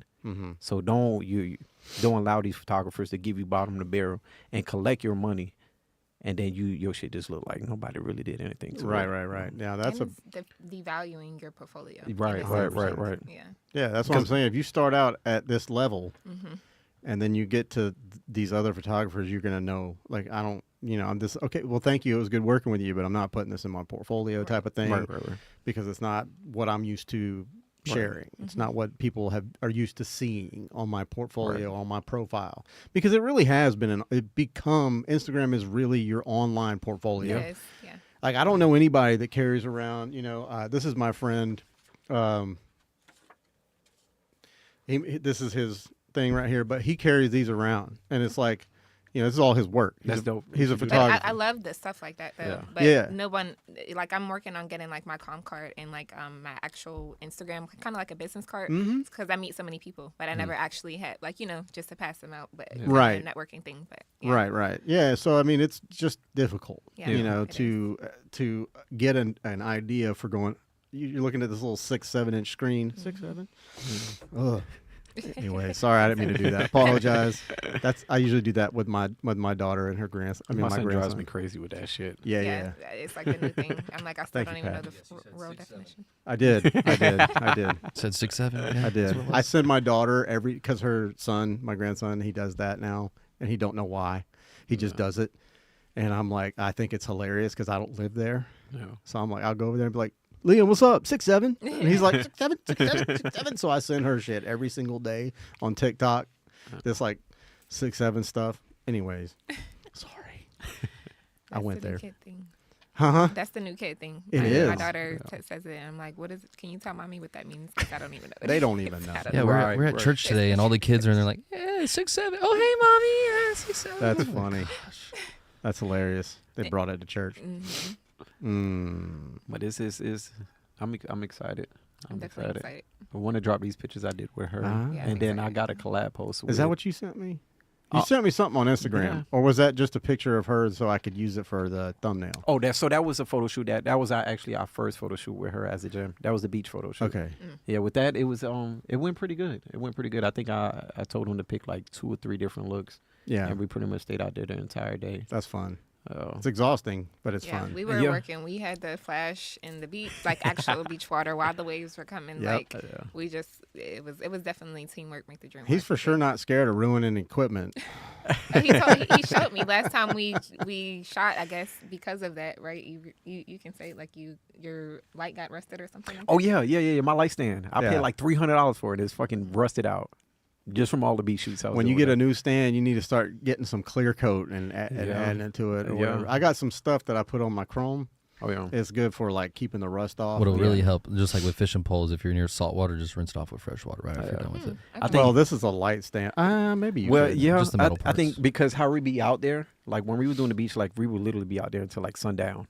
So it's like it'd be like once we done shooting, we'd be like, all right, we packing up and going. Yeah. So I'll be lazy when I get to the house. I'll be like, fuck, let me go ahead and start the course. process of all this. Yeah, when you just want to get in and put the SD card in the computer so you can start looking at it. Right. Because I know how it is. Because how I I'm set the it up same with way. them, like they get access to their photos almost immediately. Okay. So that way it can speed up the process on their selection of the photos. That's another way. That's another thing I do that a lot of photographers don't. Mm-hmm. Is that I allow my models to pick the pictures they want edited.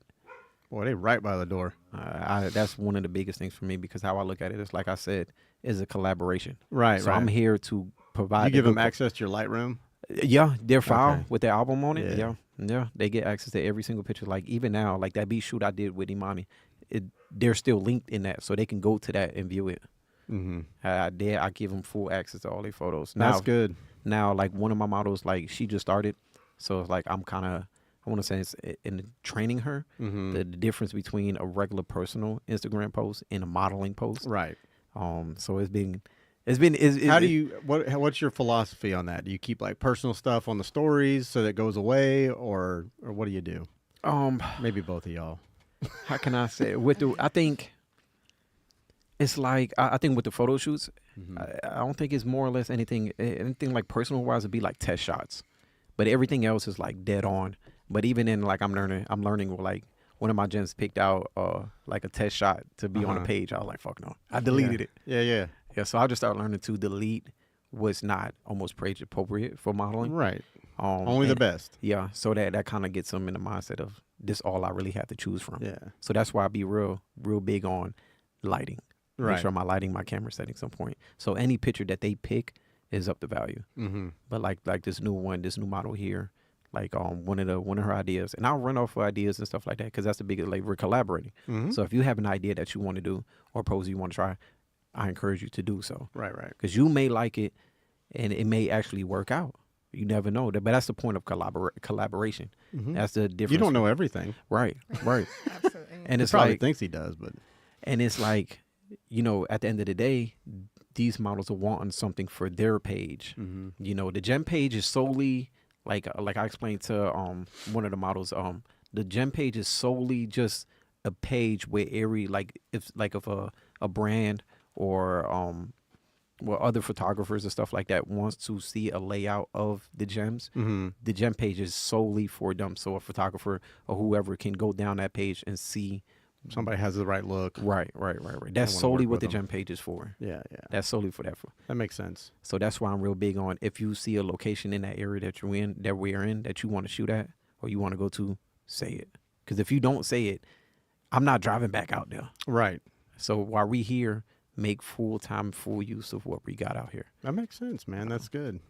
You know, like I said, we all win when we work together. How do you do your Instagram? Do you do stuff like that? Like you put your personal stuff like on stories or I or keep just- it at minimum. yeah, you have a different page for that. No, actually, I don't.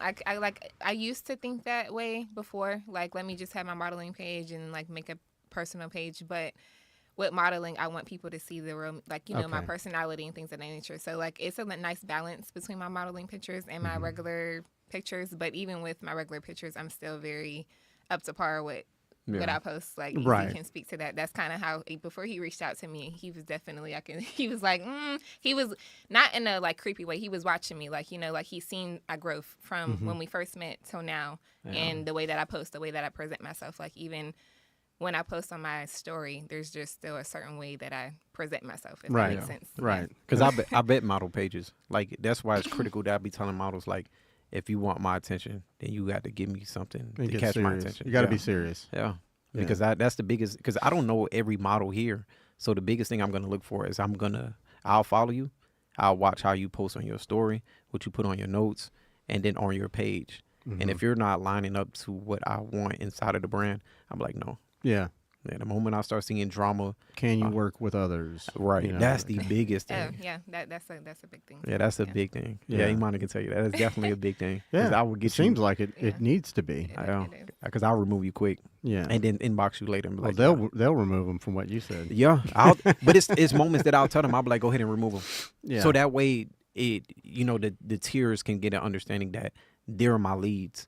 So at the end of the day, if I don't catch something and they catch it, they still have the ability to act on that. It's not just solely, oh, this is easy stuff. And I mean, the ultimate picture it is, but Imani and Asia definitely has the pool to be able to make any moves. And they'll converse with me and they'll let me know, hey, look, we ain't like this, we ain't like that. And then we'll all have a discussion on it. And then we'll make a final decision. Like one of the girls that didn't show up to the mandatory meeting, like we all sat down and we all talk about it because the excuse she gave us, that's when I was like, you know what? Life be life. And now, like, so I understand. Yeah. And then that's when they started to be like, nah, fuck that. I don't know. I get like when somebody says it's a mandatory anything, I'm like, fuck you, I'm not coming. But that meeting was extremely crucial. Well, it was extremely important because it laid down the full foundation and understanding with how we function. Expectations. Right. Basically. So it's like if you miss that, then it down the line is just going to be a repeated cycle of me having to overly explain something that we already touched on in the subject there. Yeah. And then it was a lot of models that showed up to that one had their newborn baby there. One came straight. She was in the hospital, I think, for 2 weeks prior, and straight off work, she was still in her work uniform. So what excuses can Right. you have? Right. Definitely. Yeah, that's no, I really agree, and that's the good thing of like being us, like having that teamwork and like mentality because you have to delegate so many things. Me and Asia may be able to catch something that he didn't catch, like right away, or like vice versa, things of that nature. And then also just being a person of your word, especially like, you know, he's putting time and effort into something and it's mandatory, and you've had time and, you know, to Ample time. Yeah, we, you know, we gave him a month. communication and things of that nature, and life happens. But when it's time for you to show up and you're expecting someone to give you free photo shoots, you need to Yeah. either show up or you need to exit. It's stage real easy. Because Yeah. you don't show up, you ain't serious. Yeah, I'm gonna get you the fuck out of here. Yeah, I'll pretty tell my much. model that if y'all not on par, I'm getting y'all the fuck out of here. And it's nothing like if I know you prior to that, this is business. Yeah, no bad vibes. Yeah, just, it's this is- strictly personal. business. Yeah, Like I still we're reach building out. something. Like I still talk to the models that I did remove, just check on them, say how are you doing and stuff like that. And I still offer out, like I'll tell them like, even though y'all not a gym, I'll still give y'all the discount on like how I do with my gyms. So like how I put in like anything like gym related, I don't charge. But they say if they got a idea or concept they want to do, but it's on a personal level, only charge them $150. So it's like they get an extremely big discount. Which for your work is, I'm just, you know, and I've always told him this, like that's cheap. Yeah. I mean, Yeah. honestly, I've got, you know, between you and I think there's like, you know, I've got my friend, what is his Instagram handle? Well, he shoots like videos, like music videos for rappers and stuff around Jacksonville. And he's like, yeah, I'm just charging like $150. I'm like, what? Like I'm seeing his work. I'm like, dude, you do great work. Like, what are you talking about? That, you know, when I see, and they always got this big old stack of money. I'm like, it's either that's fake money, but if that's real money, I'd be like, all right, when we're done, that's mine. yeah, the reference. Yeah, I would say having a balance of like knowing your worth, of like, you know, knowing what to charge and not being fearful of that. Like if I know my work and I know my value, it's either you're gonna pay this or you're not. You know, like, right. type of thing. But it can. I don't know. For me, it can be tricky because I've had that struggle in my personal experience with being a model, like what to charge or like underballing myself or not charging at all. But if it's a mutual thing where it's like we're networking and we're helping each other, I'm not really looking at the money. Right. You know. No, yeah, I've had my share of TFP, trade for pics or trade for prints or whatever you people. I say you. I meant when not you people. What do you mean, you What do people? you mean, you people? No, it just slipped out. That's not what I meant. But whatever people come to me with, they're like, you know, we want to do TFP. I'm like, all right, well, that's cool. And then you go to their page and they got like 3 followers or whatever. I'm like, what am I getting out of this? You know, what are we doing here? Come to find out, they're just like, you know, I have much more on my OnlyFans page. I'm like, oh, so you're going to get money for this. Yeah. Okay, now we need to go talk about money because you're going to get people, you're going to be selling these photos to people. And so I'm like, no. What profit are you getting? Right. And I won't release their photos to them until, you know, we get something going. But I've done so much TFP and it's like some people, you know, we talk about your worth and knowing your worth, and that's great. But some people just overextend what their actual worth is. Absolutely. You know, like delusional. Delusional. That's a good word. Absolutely. 100%. Yeah. And, And some people would take advantage. Like if they see a pocket of, oh, I can, you know, milk this or take advantage of this, they definitely will if you allow them. Yeah. So. Yeah. Yeah. Because even like with on that, like even within my gyms, like I tell them send me concepts that you want to do, and I'll let you know if I want to do it or not. Right. Like if I'll be like, nah, I don't like that. I won't do it. Like I know one of my gyms sent me. It was like after Halloween, they sent me a Halloween concept. I was like, absolutely fuck not. Yeah. Go ahead. When he sent me, it was just a joke. When he sent me that, he didn't even tell me it was for Halloween. I just seen it, and I was like, Yeah. I thought this was a Halloween costume, but okay. Yeah, I think it's kind of like a hit and miss with that. So I don't mind doing stuff like that, but the concept has to hit. Yeah. Right. It has to be beyond what we seeing on Instagram now. Like as soon as we drop it, that shit got to be so far out that people was going crazy over it. But if it's not to that standard, I'm like, no, not at all. But I'm always like, it's only been a few times I told my gyms, like, no, I don't want to do that. Because I'm always trying to give them or provide them with what they need. And sometimes it's okay to say no, though. Yeah. Like not even just in the modeling industry, just in life. Learning how to be comfortable with saying no, and there's a reason behind it, or and without hearing no. explanation. Yeah, right. Absolutely, hearing no. I think a lot of young people today, they are not used to hearing the word no. Yeah. You know what I'm saying? And so it's going to be a real tough ride when they get out there in the real world. And it's like, the world says no. Yeah. And I think that even within models, like like the amount of women that I told no to, like immediately they feel some type of way. Right. Or they go ahead, I notice that they don't follow me. And I'm like, it's not. Not personal. Yeah, it's not personal at all. Yeah, you don't take no umbrage by it. Yeah, it makes sense. So they going to learn. But obviously people been doing a lot better as far as understanding like how I move and how I act and what I'm trying to go towards. So that's been it's been some time of growth in that. People understand that. I still wish I had my fucking page, but we're good where we at now. Yeah, and knock on wood, we hope we stay. Right. And what also would it like one of the biggest things why I didn't trip out about my page, losing my page, is that a lot of the people that was just watchers or people that was low key hating. Like I know when I made the not just gym page, but the one before that, a photographer started following me, but I noticed who that photographer was. And prior to that, like on my original page, they would just watch my story. Right. They wouldn't engage with anything. They would just watch my story. And then that's when I started noticing, like, once I started doing like the beach marathon and then we went to the pool marathon, it's like they would just copy my content, which is not an issue, but it's like, well, goddamn, if you like, if the content that I did inspire you that much to do it in your own personal level, then show my page some goddamn love. Yeah, yeah. Just about this. Yeah. Yeah. It's real easy to hit share now. I mean, you can Yeah. just, it's got the little button you just push and it shares it, and it reposts it or whatever on your page. And I mean, it's like no big deal. I love it. I've started doing that now. Every time I see somebody that I follow or yourself or whoever, if I see it, I'm just going to repost it, you know, because it's the easiest thing for me to do. Yeah. It's It easier takes than something. hitting double click. Yeah, but you have a lot of people who want to copy and paste what other people are doing, but Right. like you said, like they just want to watch and not show you that love. So there's nothing wrong with it. Comes with the territory, especially like, you know, when you have a big platform.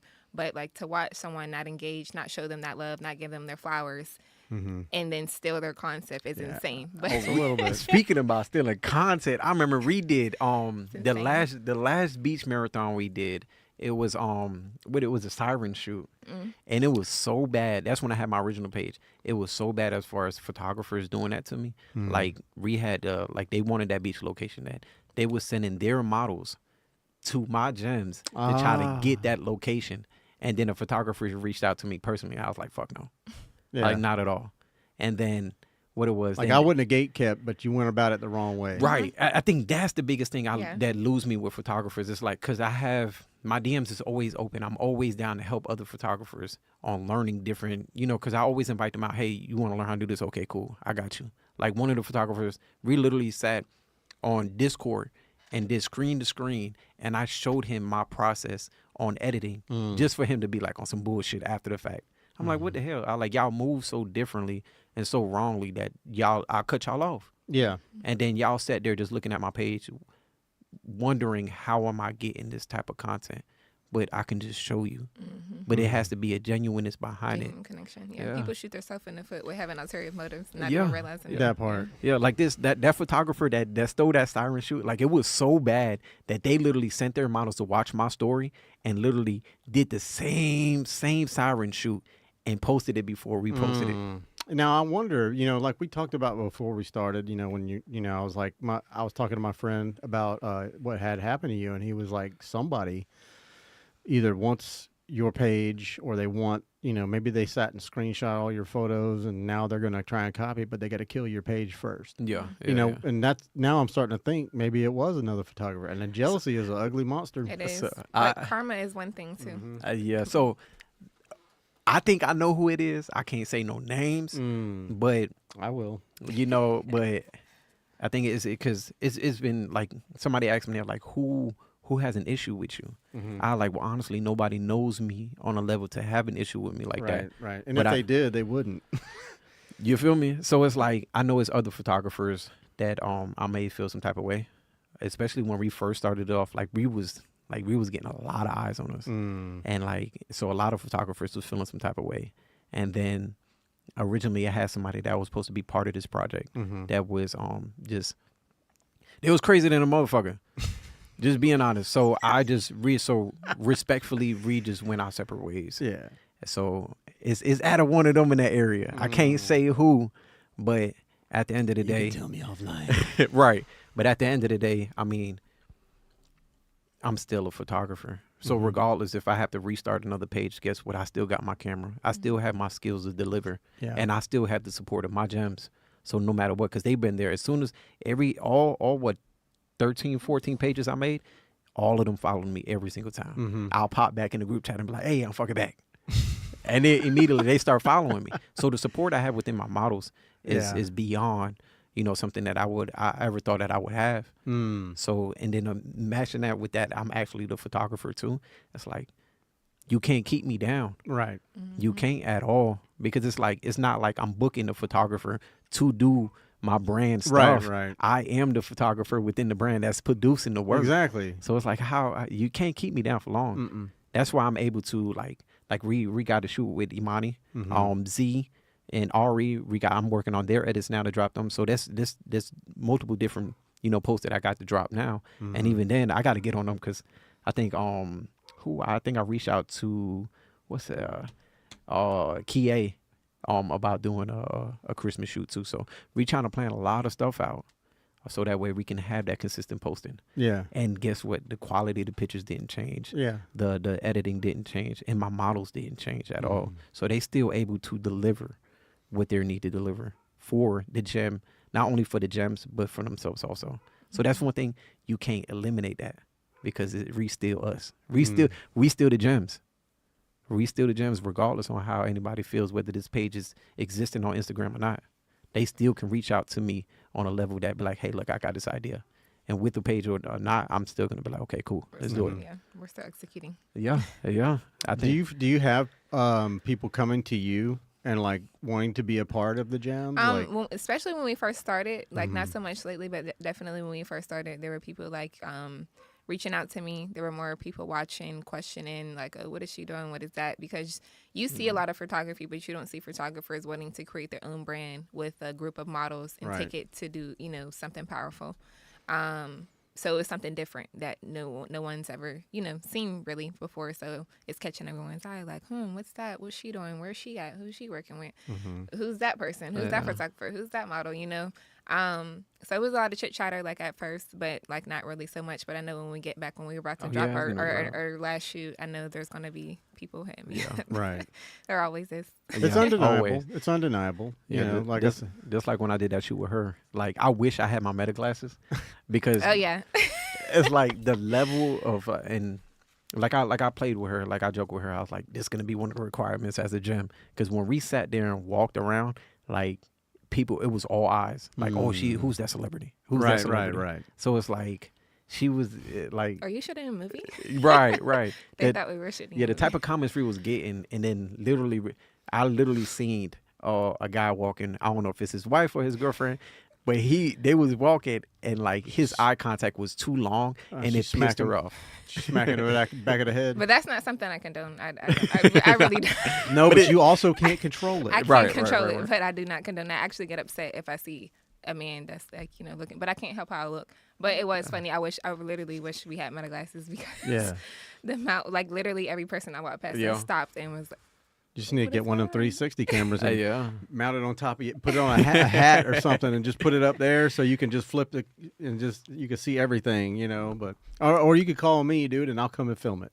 But no, it was really good. Our chemistry when we work together is really, really good. Like, he just does his thing, I do my thing, like, and it meshes. Really well. Really good. Yeah, it would be fun to come out and do like behind the scenes, I mean, because I'm sure you've seen some of the stuff I've done, but it ain't like, award-winning, hard-hitting shit, but it's, I like to make things cinematic. I like, I don't know if you saw the video I made for them guys for their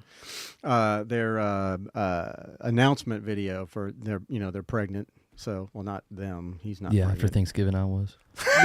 Wrong kind of baby. Congratulations. But we made a little like 2-minute like video, and it was just like, I was like, okay, we're gonna make this look almost like a movie trailer, and it was, and it was awesome. My daughter posted it, and it's had like almost 2,000 views, and for me that's like huge, and plus for her, because she don't really have that many followers, so for it to get picked up by the internet and just get kicked out there, So we definitely. I know we've been looking for a videographer, somebody that can do BTS, because I put it on them. I'll be like, hey, look, because like I tell them, it's like the growth of the gem page is solely on them, because I'm not pressing it, I'm not promoting it at all. So how big this page goes is based off them. So I'm real big on them. Hey, look, do BTS, start creating reels.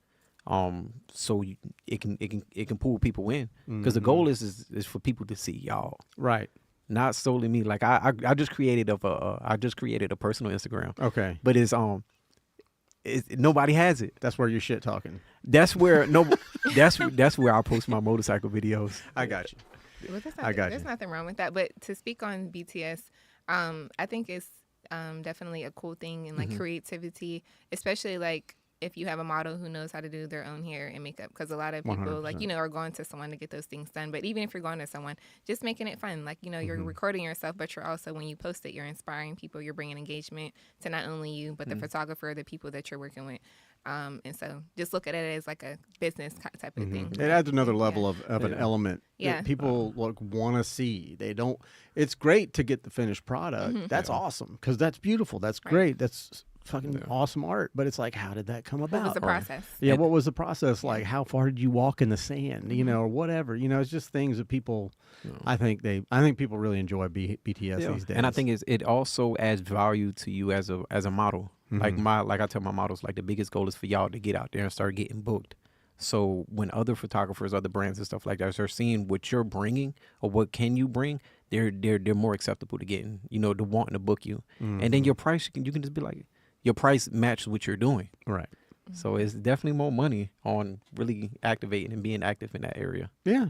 I mean, it's what they see. The value of it is what you put on it. Yeah. And yeah, for sure. I mean, I always want people to make the most, and I think for sure value yourself as high as you possibly can. And I think that draws a different type of client. Yeah. That was one of the things when I was doing weddings or whatever, and when I used to have a detailing business, a car detailing business, and I was charging bones. I was just nothing.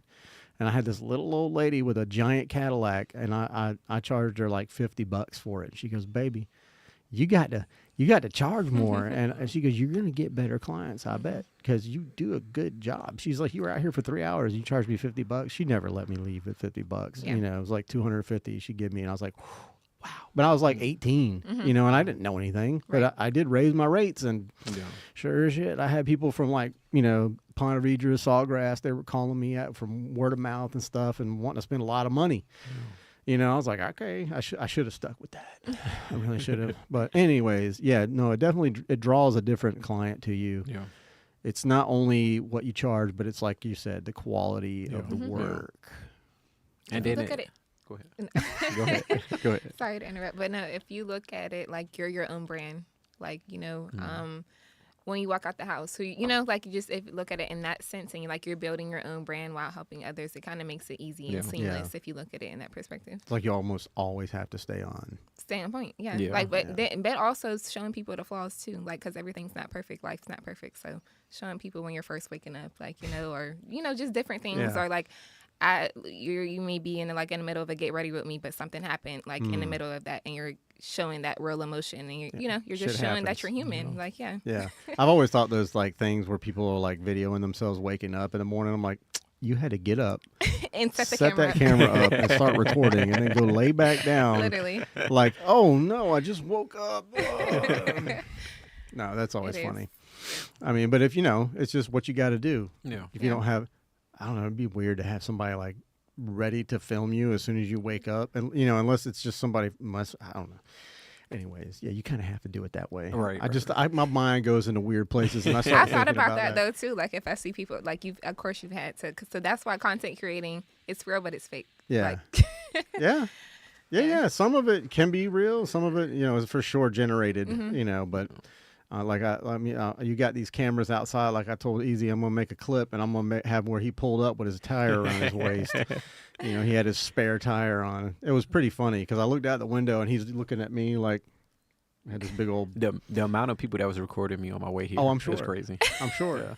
I mean, I've seen it on TikTok. hilarious. Like I'm on Bike Talk as well. Mhm. I say unfortunately. I mean, I love the community. It's great, but I see that a lot. Because It's easy. where are you gonna put it? Right. Where else to put it? retire. Let me put it around there. Yeah, That's funny. you do what you got to do. And Yeah. he did it in the rain. Right. In the rain. Yeah. Yeah. Yeah, I'm true to this. I'm true to this. People at my job trip out. It was like yesterday when we had a meeting. Like one of them was one guy was like, "Well, you ride?" I was like, and then one of the managers pulled up and was like, "No, this motherfucker rides for real, for real. When it's raining, pouring down raining, He's he out riding." there. Yeah. And when it's hot as hell, he's riding.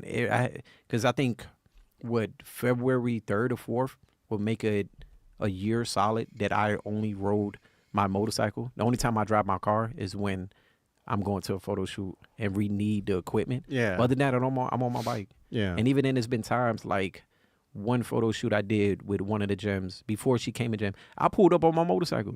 I had my small light set up and I had my book bag and I pulled up. They was like, "What the fuck?" Yeah. Because you get it to where your kit is small enough to where you, yeah. Not everything is requiring something a big mass production. Yeah. I like see. It's always interesting watching him work because he uses a lot of like off-camera flash and things of that nature, and I don't.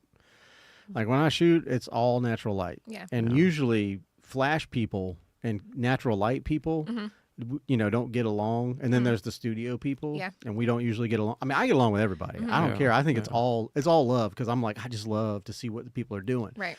But like, and I haven't really gotten any shit for it. But yeah, I try to do only natural light. And it's hard. To me, I'm like, it seems harder. Natural light. Yeah. I think to me it's harder. Yeah. I think natural light is harder because there's been times that I remember when I was in North Carolina, I was stationed out there working. I tried. I didn't have the ability to have my flash on me, and I rescheduled that whole shoot. I took like 3 pictures zoomed in because I like quality is like number one to me. I like the crisp. So like I zoomed in and I seen that shit. I like, nah, fuck no. Yeah. See, Let's I don't meet up mind. tomorrow. I don't mind the little grain. Yeah. When my ISO is a little higher, I don't mind. See, I be trying to keep my ISO as low as I can. Of course. The highest I go is probably like 275 on mine. Yeah. Other than that, I always say don't fear the grain, man. It adds a different element. It could be a different style that, like you're going with, like if you're going with like especially like you're doing like a 50s shoot or whatever, you might want a little grain in there. But now it's crazy because you can just add it later. Right. Yeah. Which a lot of photographers do. They just slap on a filter. Yeah. Fuck it. That's the craziest thing. I mean, I've had so many, like I say so many, but like most of when I did like weddings and stuff, like the brides would be like, "Ooh, I like that filter. Can you use that filter on all of these pics?" And I'm like, "That's not a filter." Right. I sat there for an hour editing oranges and magentas and the blues and the highlights and the exposure, and I did all this, all these things to it. I was like, "It's not a what." This ain't Instagram, homie. Like I worked on this, but I'll be like, you can't say that to a client. You're just like, all right, I got you. Yeah. That's why I don't want to fucking deal with clients. Like I did, I accepted 2 clients. One photographer hit me up and say, look, man, I haven't seen nobody shoot like you, especially when it comes to like lifestyles at night. So I was like, okay, cool, boo. I'll let you, book me. Cool. Then my buddy that trained me on one of my businesses, his wife, niece is like a quinceañera. So she sent me, it was cool, it was a cool shoot. But then I, hey, pick 7 pictures and I'll edit it. She sent me like fucking 17. And I'm like, what the fuck am I supposed to do with this? I'm like, how many which ones do you want? Right. Because if you think I'm editing all of these, you're mad. No. I even put the restrictions on my gems. 7 pictures. That's all you're getting. That's all. And even then, within a photographer shooting with models or clients, photographers don't offer that many edits. Nah. And then especially me, like I go through every single picture and go through Photoshop. Like I'm literally putting in time and all this. Like I'm removing stuff that I know, like Rose, for instance, that he won't do. Like he be like, I'm not doing that shit. He'll like, that's a lot of work. And he go, my stupid ass. I'll be like, yeah, I'm gonna get that situated. I'll just remove that, or I'll just add that. Yeah. I mean, if you look at these places that are like, the big box photography studios and stuff like that, you go in there. Like I've had multiple friends call me because they know I'm a photographer. And they're like, hey, is it normal to charge like $450 and only get like 2 pictures, but like, they give it to you and like, oh, here's an 8x10, here's like 20 wallet size, whatever. Like, well, depends on where you go. Yeah. But I'm like, for me, I give you all the keepers. If I'm going to charge you $450, I'm going to give you every keeper that I have. Right. So if we shoot 250 frames and I go through and I find 20 that are great and I edit them down, I'm going to give you all 20. You can do whatever you want to with them. I'm not going to print them out. Yeah. For sure. Yeah, they have access to all their frames. Right. Yeah. All of them. It definitely depends on who you go to, because in my opinion, people have definitely gotten outrageous with their prices. Oh God. Some people, but I like my daughter had a friend, you know, and she called me and she's like, "Hey," and I was like, "Pay the damn photographer." Yeah. You know, they don't understand what's going into it. Yeah, you that know? was what I was about to say on the flip end. Like there are some people who like they have the absolute right to charge that because they work for that. Their studio, their camera, Yeah. their work shows for that. Now the people who really don't, they just want to milk people. That's like That's what bugs me. Yeah. Is seeing photographers, because I know a lot of them. They'll be like, I remember, like I was in a situation that I had a photographer. You know, I needed somebody to cover for me because I was double booked, and one of the photographers like, oh man, I charge double than that. I was like, how the fuck? I like your work. So you saying your work is better than mine? I like, cause in reality, not to seem cocky, nothing, but it's fucking not. So how are you charging $350 for fucking 45 minutes? I was like, no. I like, not at all. It's not to that level. But I always, you know, kind of finesse in there. Like, I'll help you. I'll show you how to do it. So that way you can, and it's acceptable. But I think a lot of people get lost in the fact that it's Instagram. I got a large following. I got people booking me. So I'm just going to charge whatever I want. Right. Even though my quality isn't up to par. Because I'll rip shit apart. Like I tell my models, I like guarantee if you work with a photographer and I don't like their work, I'm going to fucking tell you. I'm going to let you know this is where they fucked up at. This is what you need to look out for. And I think I ain't had no negative feedback when I said something. I'm like, I haven't been in that situation yet, but Yeah. Hopefully it never happens. But a lot of people that are doing that are like, maybe they're fresh off the, you know, brand new to photography or whatever, and they're charging astronomical amounts. It's because they saw an influencer on YouTube or they took a course or something like that, and they're like, you know, like I've seen a lot of these guys that are like, you don't see them anymore, but they would pop up and they're like, you know, do you want to take good photos? Do you want to have a business? Well, just follow my course. You know, it's a free course. But at the end of the free thing, they want you to spend like, you know, a couple $1,000s or whatever. And they'll tell you, you know, that like, look, you know, I'm not even a photographer. You know, like I've seen these entrepreneurs. They're like, I'm not even a photographer. I'm just an entrepreneur. But I'm going to charge a lot of money up front. And you get these high dollar clients. And then I'll get better over time. But they'll just accept whatever it is because they're like, oh, he must be good because he's charging a lot. Right. Yeah. And which is crazy. Like a lot of people don't know, especially photographers. Like they ask me like how I got to the place that I'm in now. But I tell them for 12 months, the first year that I picked up a camera, I didn't charge not a single soul. I didn't charge nobody. It was straight me practicing, me learning my camera, me learning my equipment. So that way I can get to a level that I can start charging people. And people be like, okay, cool. I like your work. So I have zero issues with paying that. Yeah. I think a lot of photographers, and it's not just photographers, it's people in businesses. They be so quick to look at the money behind everything, but they not understanding the process behind it is your price has to match what you're offering. That's like, I'm not going to go to fucking McDonald's and pay Ruth Chris price. Yeah. Because let's be real, these burgers is not real burgers. They probably You might when they get that Wagyu burger up in there. you feel what? But it's levels to it. Yeah. And I think everybody is so focused on how much money they can get from out of it. They try to skip levels and not understanding it's a process, not only for how much money you're making, but within you as a creator. Absolutely. That's the biggest. People piss me off with that when I'm like, "You're charging what? You're charging Everything's fucking not money." about money, and everybody makes it. You miss out on the experience, Right. and the Right. connections that you can The make because you're connections. so money rooted in everything, and it's like everything is not about money. And And the practice. Yeah, and then people can pick up. People can pick up like if you have a true love for this or not, Right. or if you really love what you're doing, or you're just chasing money. Yep. People can pick up on that quick. Yeah. It'll show. It'll show in your work.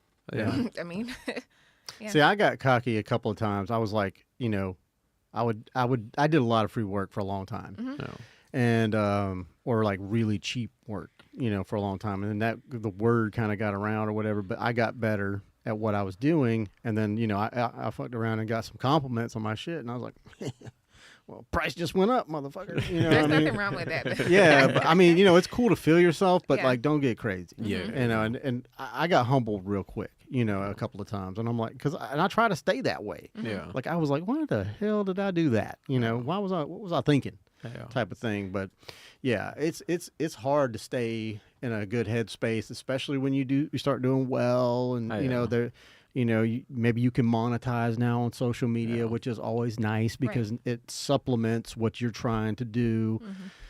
You know, That's shit. That's where I'm at now. I'm just trying to get my if I can get my gram up, get my YouTube up, I can start monetizing, and I don't have to maybe get out of this place and go to a studio or whatever. But you know, it is what it is. That's one thing that my lead models help me in is helping me remain humble, especially Asia, because like when I had my original page and seeing all these photographers try to attack me, I would literally like, fuck it, you know what?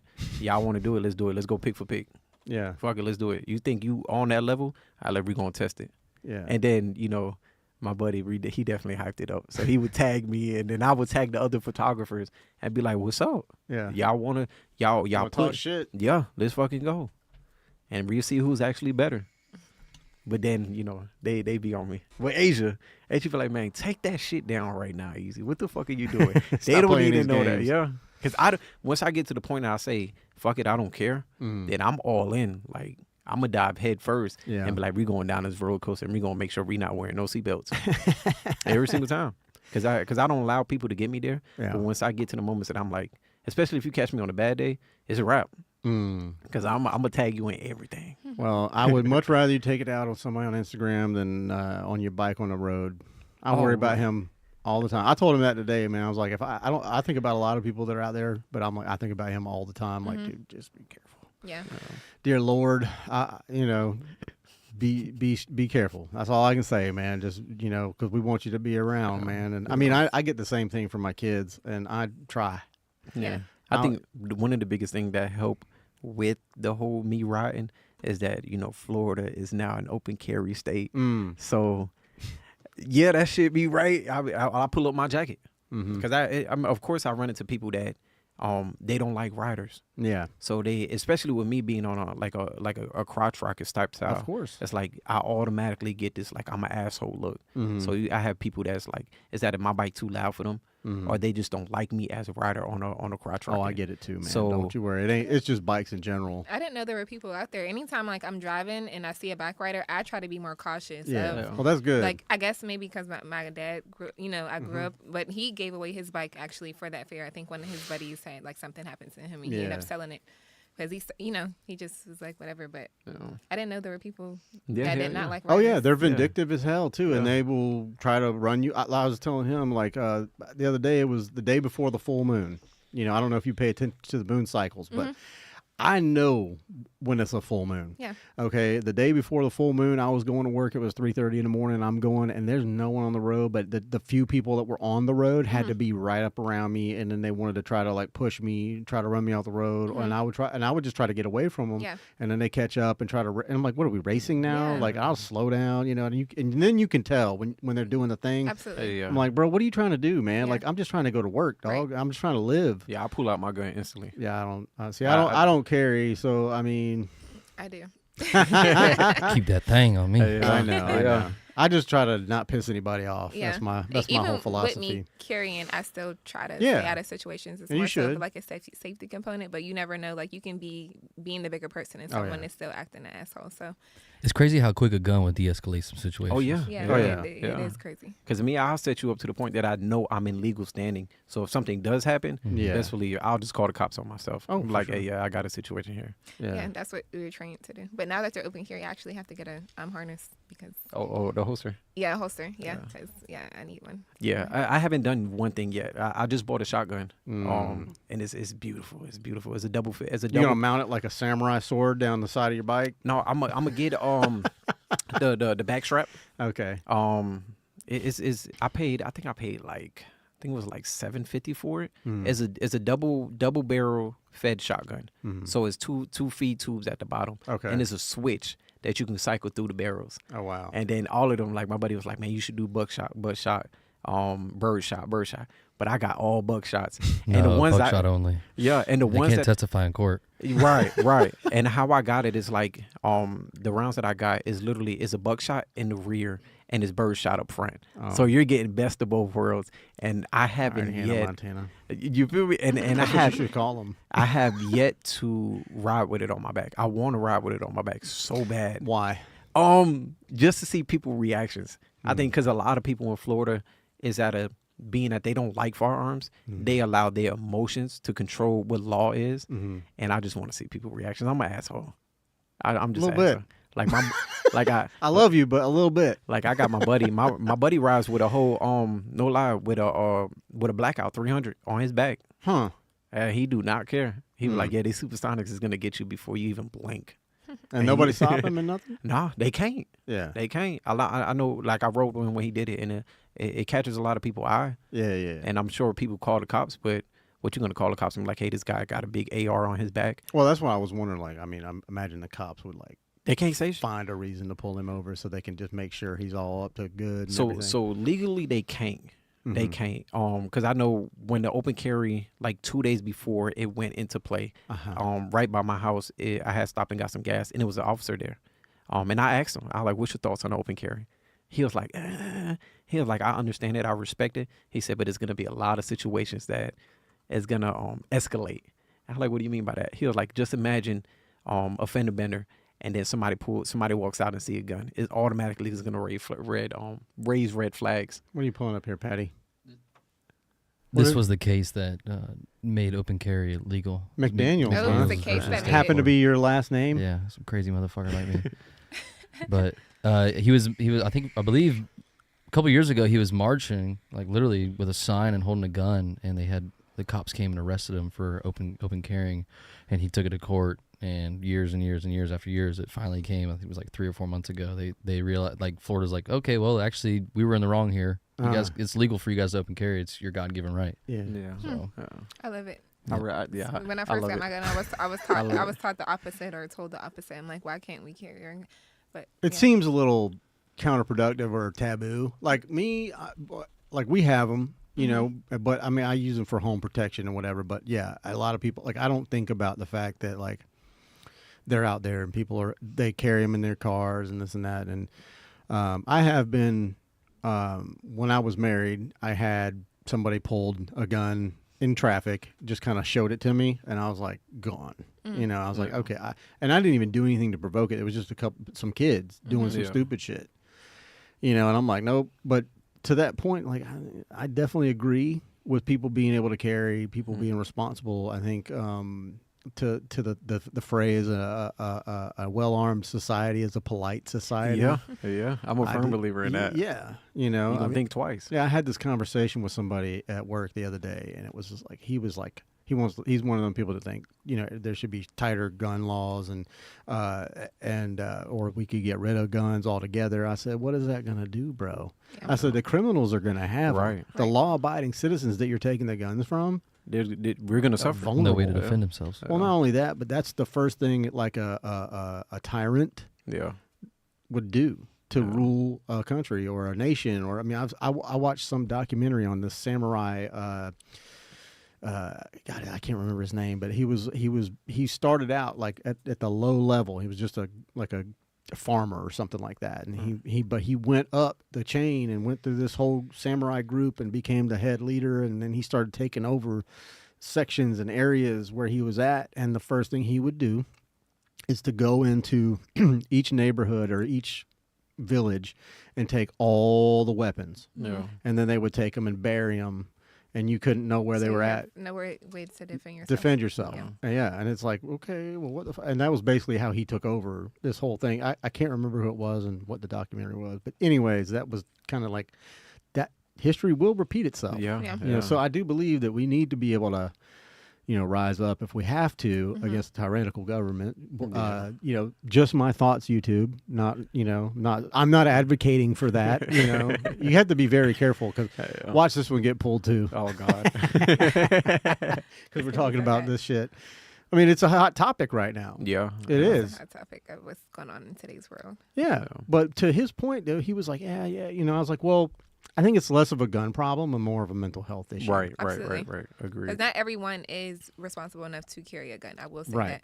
Because you have senseless people out here. But you also have senseless people out here who think that they can just do anything to anyone or harm you because you look vulnerable, and I'm actually not.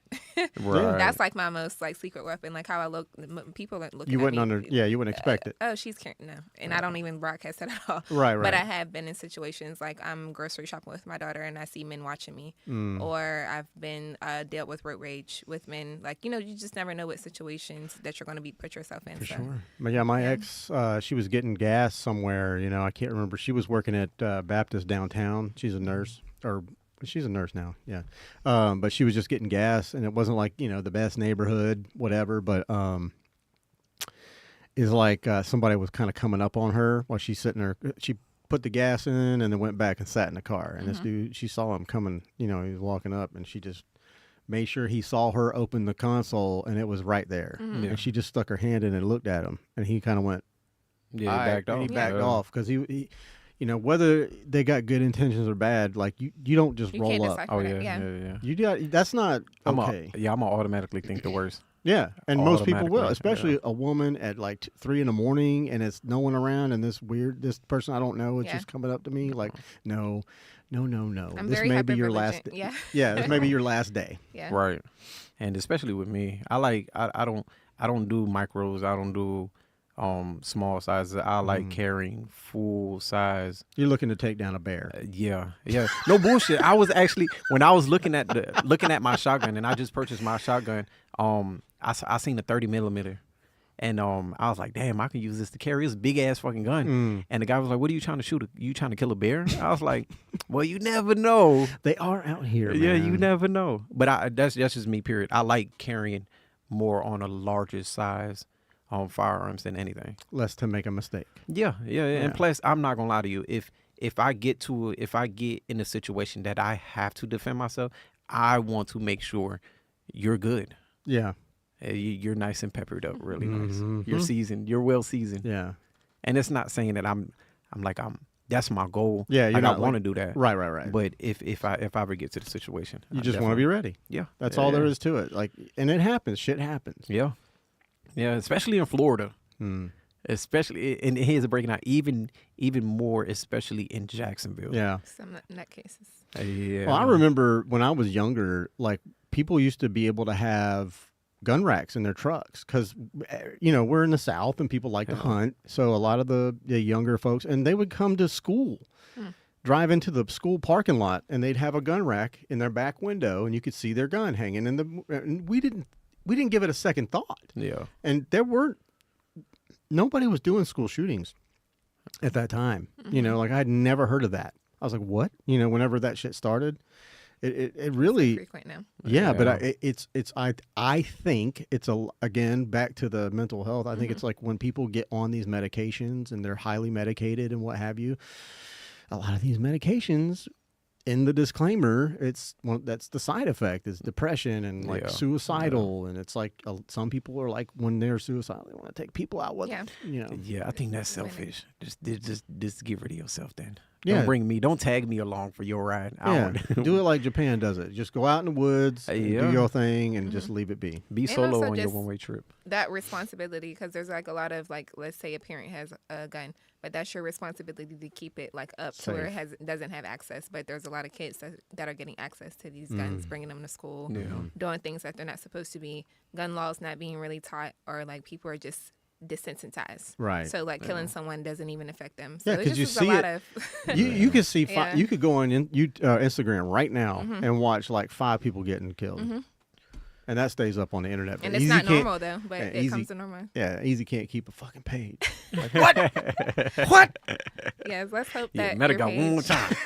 They got one more time. Where you going if this don't work out? Twitter? I mean, you going to X? No, so I made an X, and as soon as I created it, I deleted it. As soon as I opened it up, I seen nothing but porn. I was like, nope, I'm Yeah. fucking out I of don't here. use my ex, but yeah, it is definitely a point. Yeah, It's I'm like, it's a free for all, which I like. I like the fact that it's open. It's just it's like whatever. It's like wild west, But I mean, you can grow. There's a lot of users, yeah, I just be nervous. and you Or never, Facebook. huh? Or Facebook. Yeah. Well, See, part the, of Meta. See Oh, the it is issue. part of The Meta. issue I have with Facebook is they won't let me put Easy as my name. So, but they won't. They keep on requiring me to put my real name, and I won't put my real name when it's attached to my I don't business. even know his real name. So, That's my weird. name on Facebook is literally Baba Yaga. It's literally that. Yeah, I seen that. Baba funny. Yaga. And I He's get the so much boogeyman. shit. Right, right. But it's I don't know. Hopefully Instagram stay acting right. Yeah. So that way I can keep this platform for the models to grow and have Yeah. a portfolio built in. Well, like when your episode got pulled, I was like wanting to get off of YouTube. I was like, there has to be another format. There's got to be another place that I can post my stuff and go live. And I was like, should we just do Twitch? You know, I mean, maybe that's it, and then just get a website. But you know, like I was thinking about going to what is that? Rumble. Rumble. I like downloaded Rumble, and I was like, I don't know if you ever heard of that. It's like the right wing, you know, YouTube. And there's a lot of like right wing content creators on there and whatnot, but it's really for everybody. Yeah. But it's own. I think I want to say, didn't Trump start that? No, he started True Social. Rumble True was started Social. by Dan Bongino and a few Okay. others. Yeah. But yeah, I can always count on him for I don't know stuff. But like I posted that I was gonna do that, and like I had like a bunch of because I'm friends with people on the right and the left. It's whatever, But a lot of my left friends were like, don't do that, and they didn't give me a real reason why. They never do. I was just like, well, it doesn't seem like the engagement is going to be there. Yeah. But for sure, if I get too many more pulled off of YouTube, I'm just gonna go on X and just start putting up videos there and see if we can go live there. There's and nothing stream that it. gets flagged there. I don't know too much about Twitch, but it's unfortunate that you can't speak your mind and say something without having to worry about it getting flagged. I Very. do not like that. Yeah, I don't like it either. Yeah. I mean, because we have long conversations, and you never know what's going to come up. Right. And we've got crazy minds. Like me and Pat alone, we think a lot about like weird stuff, and we look into stuff, and we see things that we're like interest us, and a lot of times what we're thinking about is like the taboo things, Right. and maybe we'll do a little research on it, and we'll know a little bit about it, and or we think we know about it from whatever the research we did. So it's always like trust your source, and now we have to like leave a disclaimer. Yeah. This is just my feelings, Instagram, or you had to say allegedly. or allegedly. Yeah. Yeah, Disclaimer on everything's literally allegedly. everything. Yeah, Like, yeah. Like, I don't get You just it. can't have a pure thought, Right. It's crazy. It Really is crazy. because it's almost this is almost educational. Like you're having a conversation, you're looking something up, and you're like, oh, you're bouncing all these different ideas off each other. You don't know what's really right or Right. wrong. You know what I mean? You're just kind of discovering all this as you go. But then the censors at B, tell you what is right and wrong by shutting you the fuck up. And Right. it's just Yeah, not they right. want to tell you what you can consume. Well, like I used to have this categorized on YouTube as education, Yeah. but then I quickly changed it to just entertainment Yeah. because I think that was a lot of the reason, when I started espousing my opinion about something or whatever, and it was under education, they were like, oh, he's trying to teach people this crazy shit. And I'm like, no. This is just opinions. These are my crazy thoughts. Oh. These are my shroom thoughts. Like I don't, Allegedly. yeah, allegedly. Exactly. I don't even do aspartame, I love okay? allegedly. Yeah, that's the new thing. But I hate that we even got to think that. Yeah. Right. So I mean, you should be able to post and think what you want and share it how you want. And if people aren't smart enough to know the difference between somebody just running at the mouth or, between that and like, here's the facts, maybe they should have their social media card pulled. Right. I agree. Damn, I ran out of coffee. Now I'm getting dry throat. At any rate, Yeah, I'm going to. where are we at? 2:30. 2 hours 7 minutes. Okay. Damn. Goes by fast, don't it? It is. And you did so good. Thank you. Yeah. You ready to come back again I am. already? Good. Well, you can come back again without him. Okay. We'll just talk to you. Maybe you and Asia come. And Okay. that would be fun. That'd be dope. I know. That'd be I'll fun. just let y'all just talk, and I'll just yes, ma'am. Oh, Asia ma'am. definitely get going. She'll definitely get to going. Well, good I'm more stuff. laid back. Yeah. I'm assertive when need to be. Yeah. When I need to turn on that personality, but for the most part, I just like being, laid Chill, back, even quiet. keel. Yeah. She has to have a reason. Yeah. Asia more I of the. definitely have to have a reason. Yeah, Asia more of a. She's the voice of the. I The wouldn't group? say voice, but she She's definitely. more outspoken Yeah. and more blunt. And I respect that. I grew up, around that. I'm more analytical. I Okay. analyze before I just say stuff off the fly of my mouth. Or there has, like you said, there has to be a reason of, like, me questioning something or me speaking my mind if I'm that passionate about it. So, Because yeah. it's been times I had to tell Asia, like, you need to dial that down a little bit. Yeah. You're Like- one to talk. See, what's crazy is it's like the gems don't get that. Like when I have my moments, like when I'm not playing, I'll be like, y'all got me fucked up.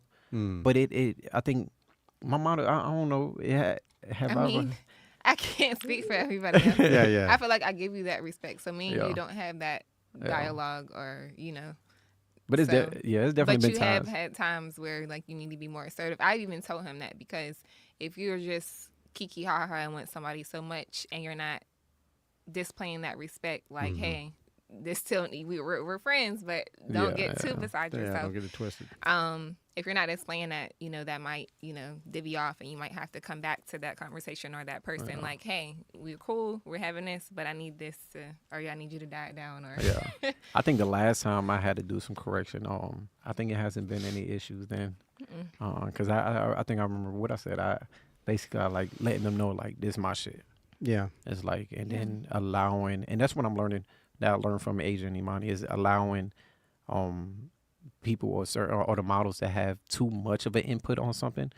It can create an issue. Yeah. So, and that's when I had to dial it back.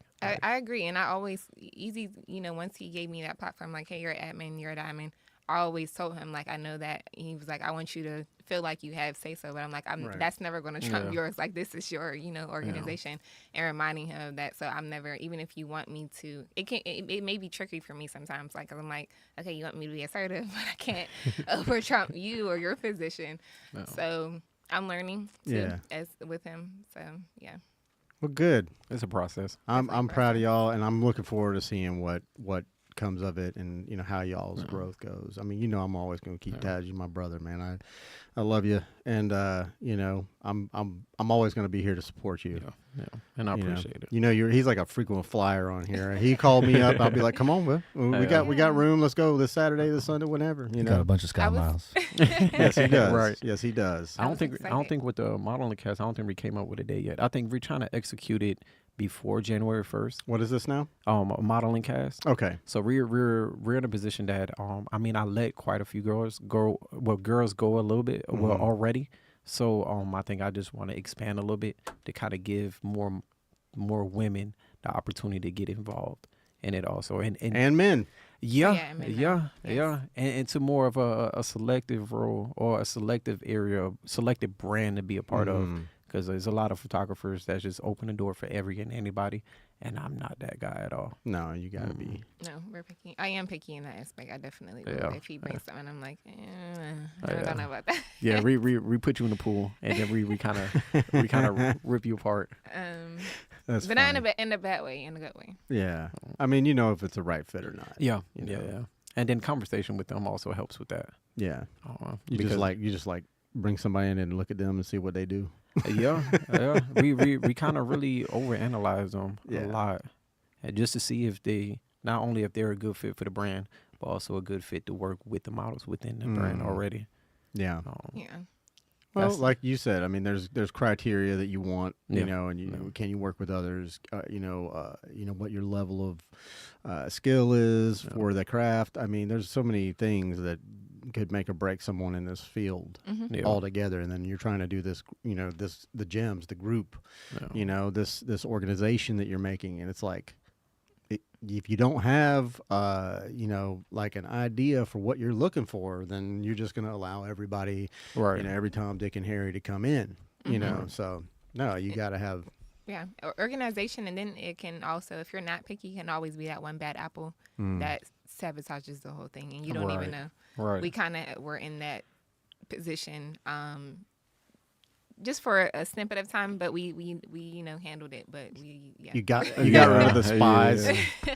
Oh God. Yeah, like we had a bad apple, and we, because you just never know. Someone could just be smiling, and you just never know. Yeah. So, Right. Yeah, but we'll pick it out real quick. yeah, we're Yeah, yeah. definitely able to pick it out very, very quick. Well, But when good. he told me about the podcast, I was very, very excited Yeah. to be a part of it, Good. to be here. What was your overall thoughts overall? It was great. It was a Great good experience? conversation. Me and my family actually always talk about like doing podcasts. We always have so much to say, like you know, philosophies and things of that nature. So I was excited. Good. My first thought, I was kind of when he first brought it to my attention, I was like nervous, like I'm like a podcast. This is actually my first podcast that I've been on, but he told me he's had great experience. You guys have a relationship, so Yeah. I trust his judgment. So I was excited, and say when I woke up, I was like, you know, we have a podcast to go to. Let's go. Yeah, yeah. Let's get No, it done. and you didn't just your first podcast. You didn't just do like an audio podcast. We're streaming live on YouTube. Yeah, we're sure. Yeah, which is something big. I was a little nervous, like at first when we start talking, but he broke the ice. But No, it was definitely a pleasure. Thank you. You for did having great. Me. Absolutely. Thank you for coming all the way out here Yes. to our little neck of the woods. But and Easy, always a pleasure, man. Tell everybody your socials and how they can get a hold of you for work. Yes. My social is Imani Simone __ Imani with 2 I's Simone. That is on Instagram, TikTok, Facebook is just Imani Simone, and that's pretty much it. I have not built my YouTube yet, but soon to come. But yeah, if you want to get in touch with me, DM me. You want to book me for modeling, hit me up. And do you want to give your stuff, or we've Yeah. already showed it? But like, So definitely my brand page would be _gems_gallery. Instead of the E is the 3, like always. mhm.